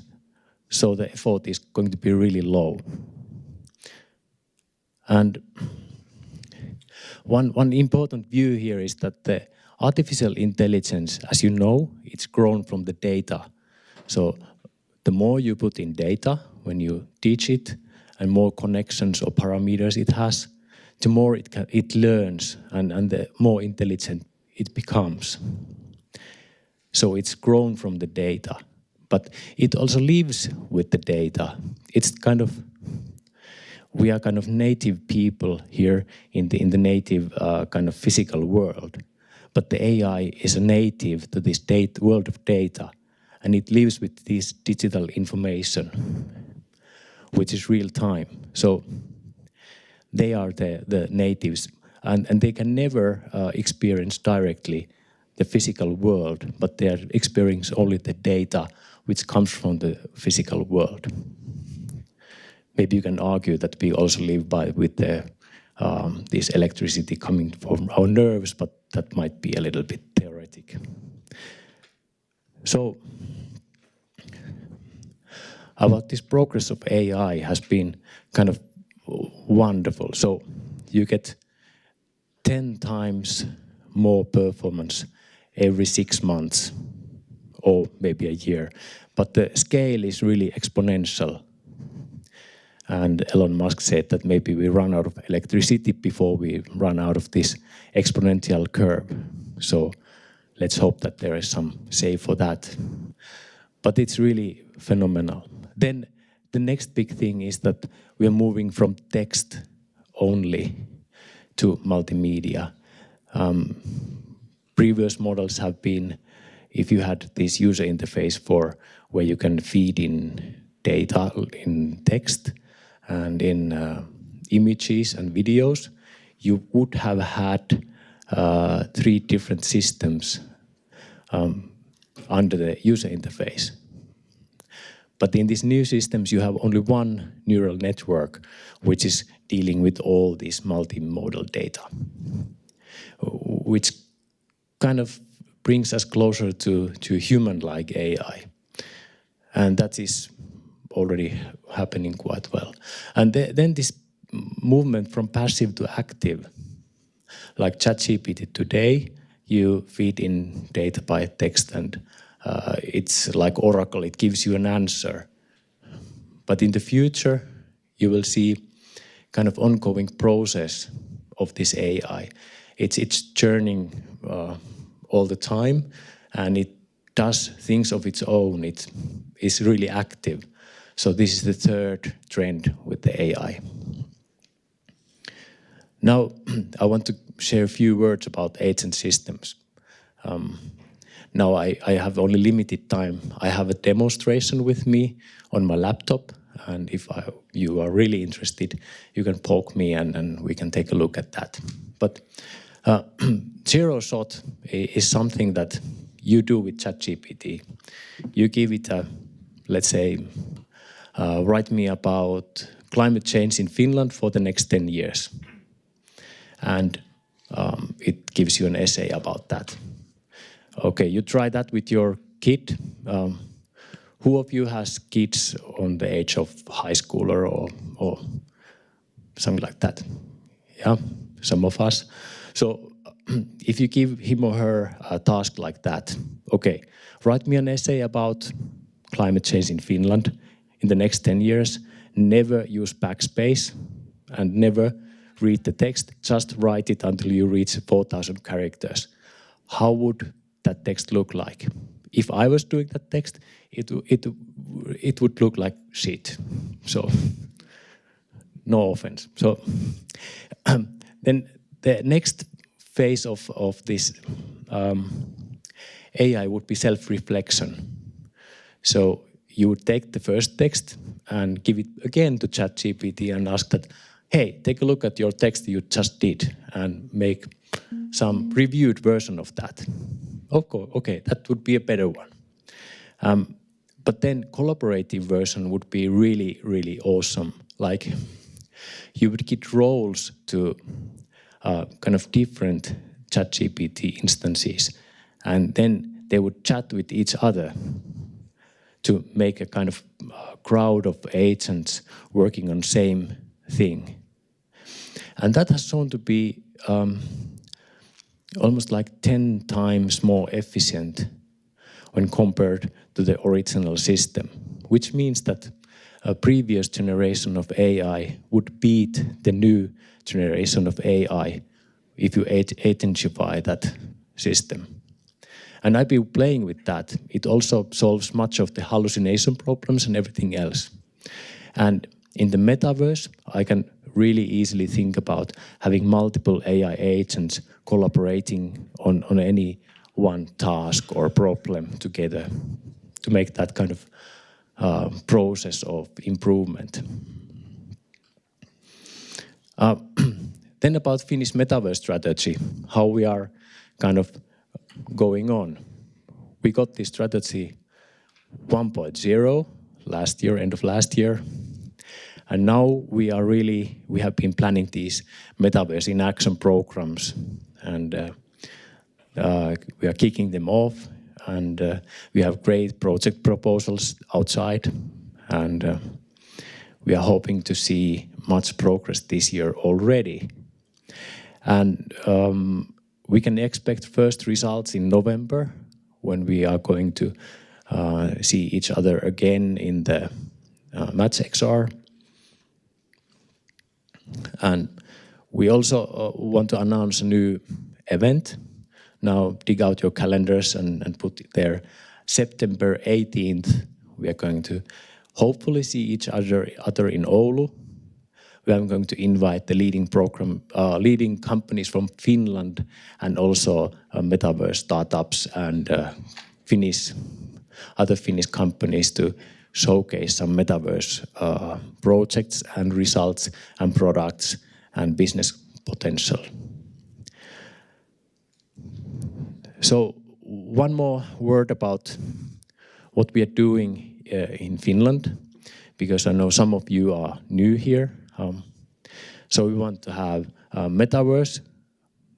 We are looking to make this Metaverse 1.0 here in Finland, and we believe that it should be free, like freedom free, so people can do and pursue what kind of careers they want, and it should be open so that anybody can join it, and it's not closed to any one company. And trust, when you do something in the metaverse, you can be sure that what you see is kind of real, and you can trust what you see there. And also well-being, which was mentioned in one of the presentations as well, that we don't want the people to be being in go to their bedrooms just to have the toaster on their head and not see anyone. We want to actually the metaverse to be kind of enabler so that people get to know each other and to be with each other and help us get rid of all those things like that you have to worry about whether you are going to catch the plane or something like that. So it helps you to connect with people rather than puts you in separation to others. So for anyone here, we are going to see inevitable change, what is kind of possible and what's going on with our companies and organizations. And if you are not reacting to this and not taking this seriously, it's not going to be a good thing.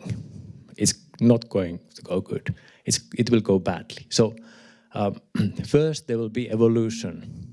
So this means that there will be some sub-optimization of some processes inside companies and organizations with metaverse and AI. And then when enough of this has happened, organizations and the world becomes ready, there will be disruption. So some industries will disappear altogether and there will be new ones formed and things are going to change a lot. The best way to kind of get into good side of this is to embrace the change. There's no other way. Otherwise you will lose. So how to do that is to make sure that the data in your organization is you capture it, you keep it, so that there's enough food for AI to thrive in your organization so that you can take it into use. And there's enough data for your company's own metaverse, internal and external, to be good and to have enough food for that as well. And when you do that, you will be ready for the evolution, you will be ready for the disruption, and you will survive and be good and be well.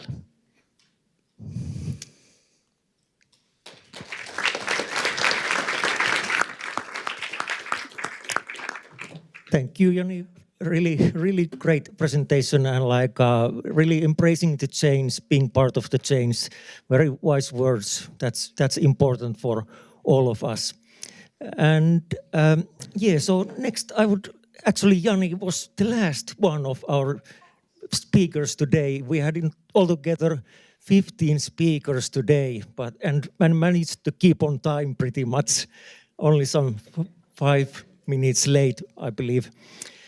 And well, first of all, I would like to thank all of our speakers, and especially the ones that have been traveling around Europe all the way to Helsinki today. So it has been really great having you here, networking with us, and of course later on we've got the sparkling wine. So I hope that we'll be making a lot of new connections later on. And so next there will be this coffee break, and but before that, actually, we've got some time for a few questions, if there are any. Okay, there, please. Everybody wants their coffee, but thanks for great presentations. I really wanted to ask this. Maybe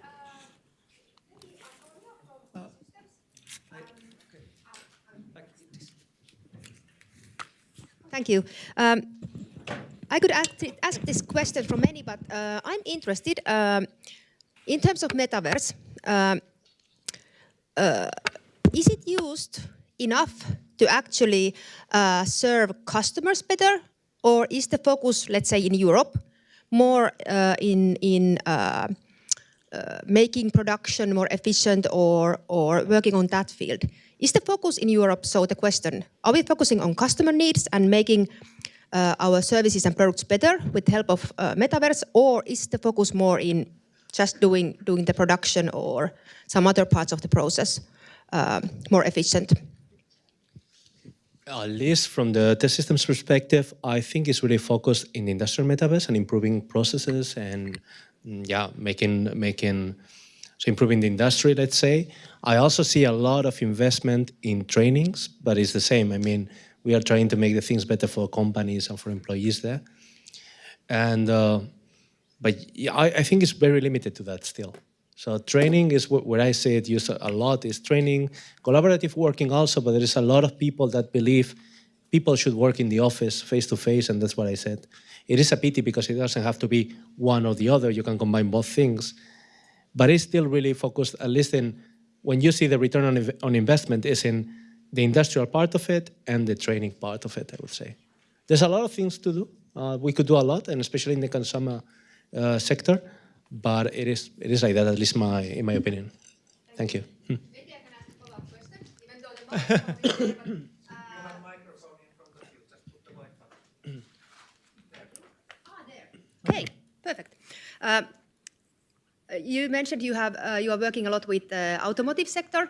There, of course, when we talk about the infotainment systems and everything that the vehicle has, do you see that it's evolving fast? Because this is one of the examples where I think it is used, at least globally.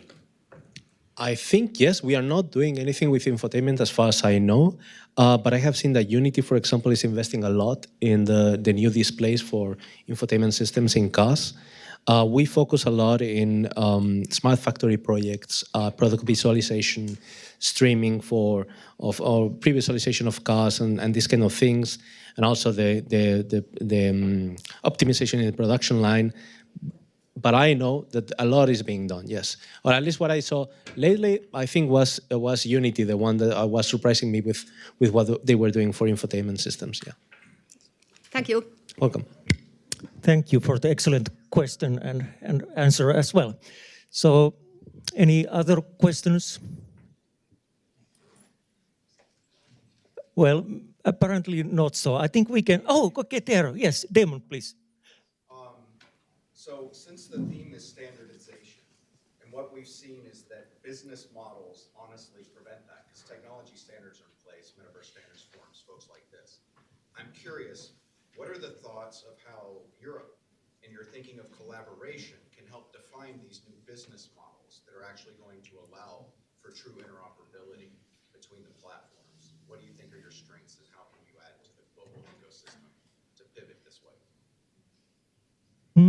That's a good question. Like, did you hear the question really? I don't want to keep Vince from coffee. Yeah. But like, really, the question is that as really the business models and standardization are not often compatible with each other. So what is Europe going to do, like in order to develop these new business models that also are compliant with standardization? Isn't that basically the? To a degree, because if it makes economic sense, then these players are motivated to do it. Yeah. I've seen that for the past 2 decades with this technology. There's no financial incentive. And so for Europe, where y'all actually care about the people, more than the US, where I believe where it's driven by capital, I'm curious as to how you can lead that charge. Okay, is there anyone who would like to answer that question? Maybe we can discuss that over the coffee. Yes, I believe so. But it's an excellent question, and like but that's something that it's better to be discussed perhaps over the coffee. Yes. Okay. Thank you. So. And after just a moment. After the coffee, there are the workshops. So the technology enablers, industrial metaverse, and business networks are meeting in this space. And then the health group is meeting on top of the auditorium, so stairs up. And then the MIA Society is meeting right outside of the glass doors. So basically, let's meet at these places half an hour later, so 10 past 3.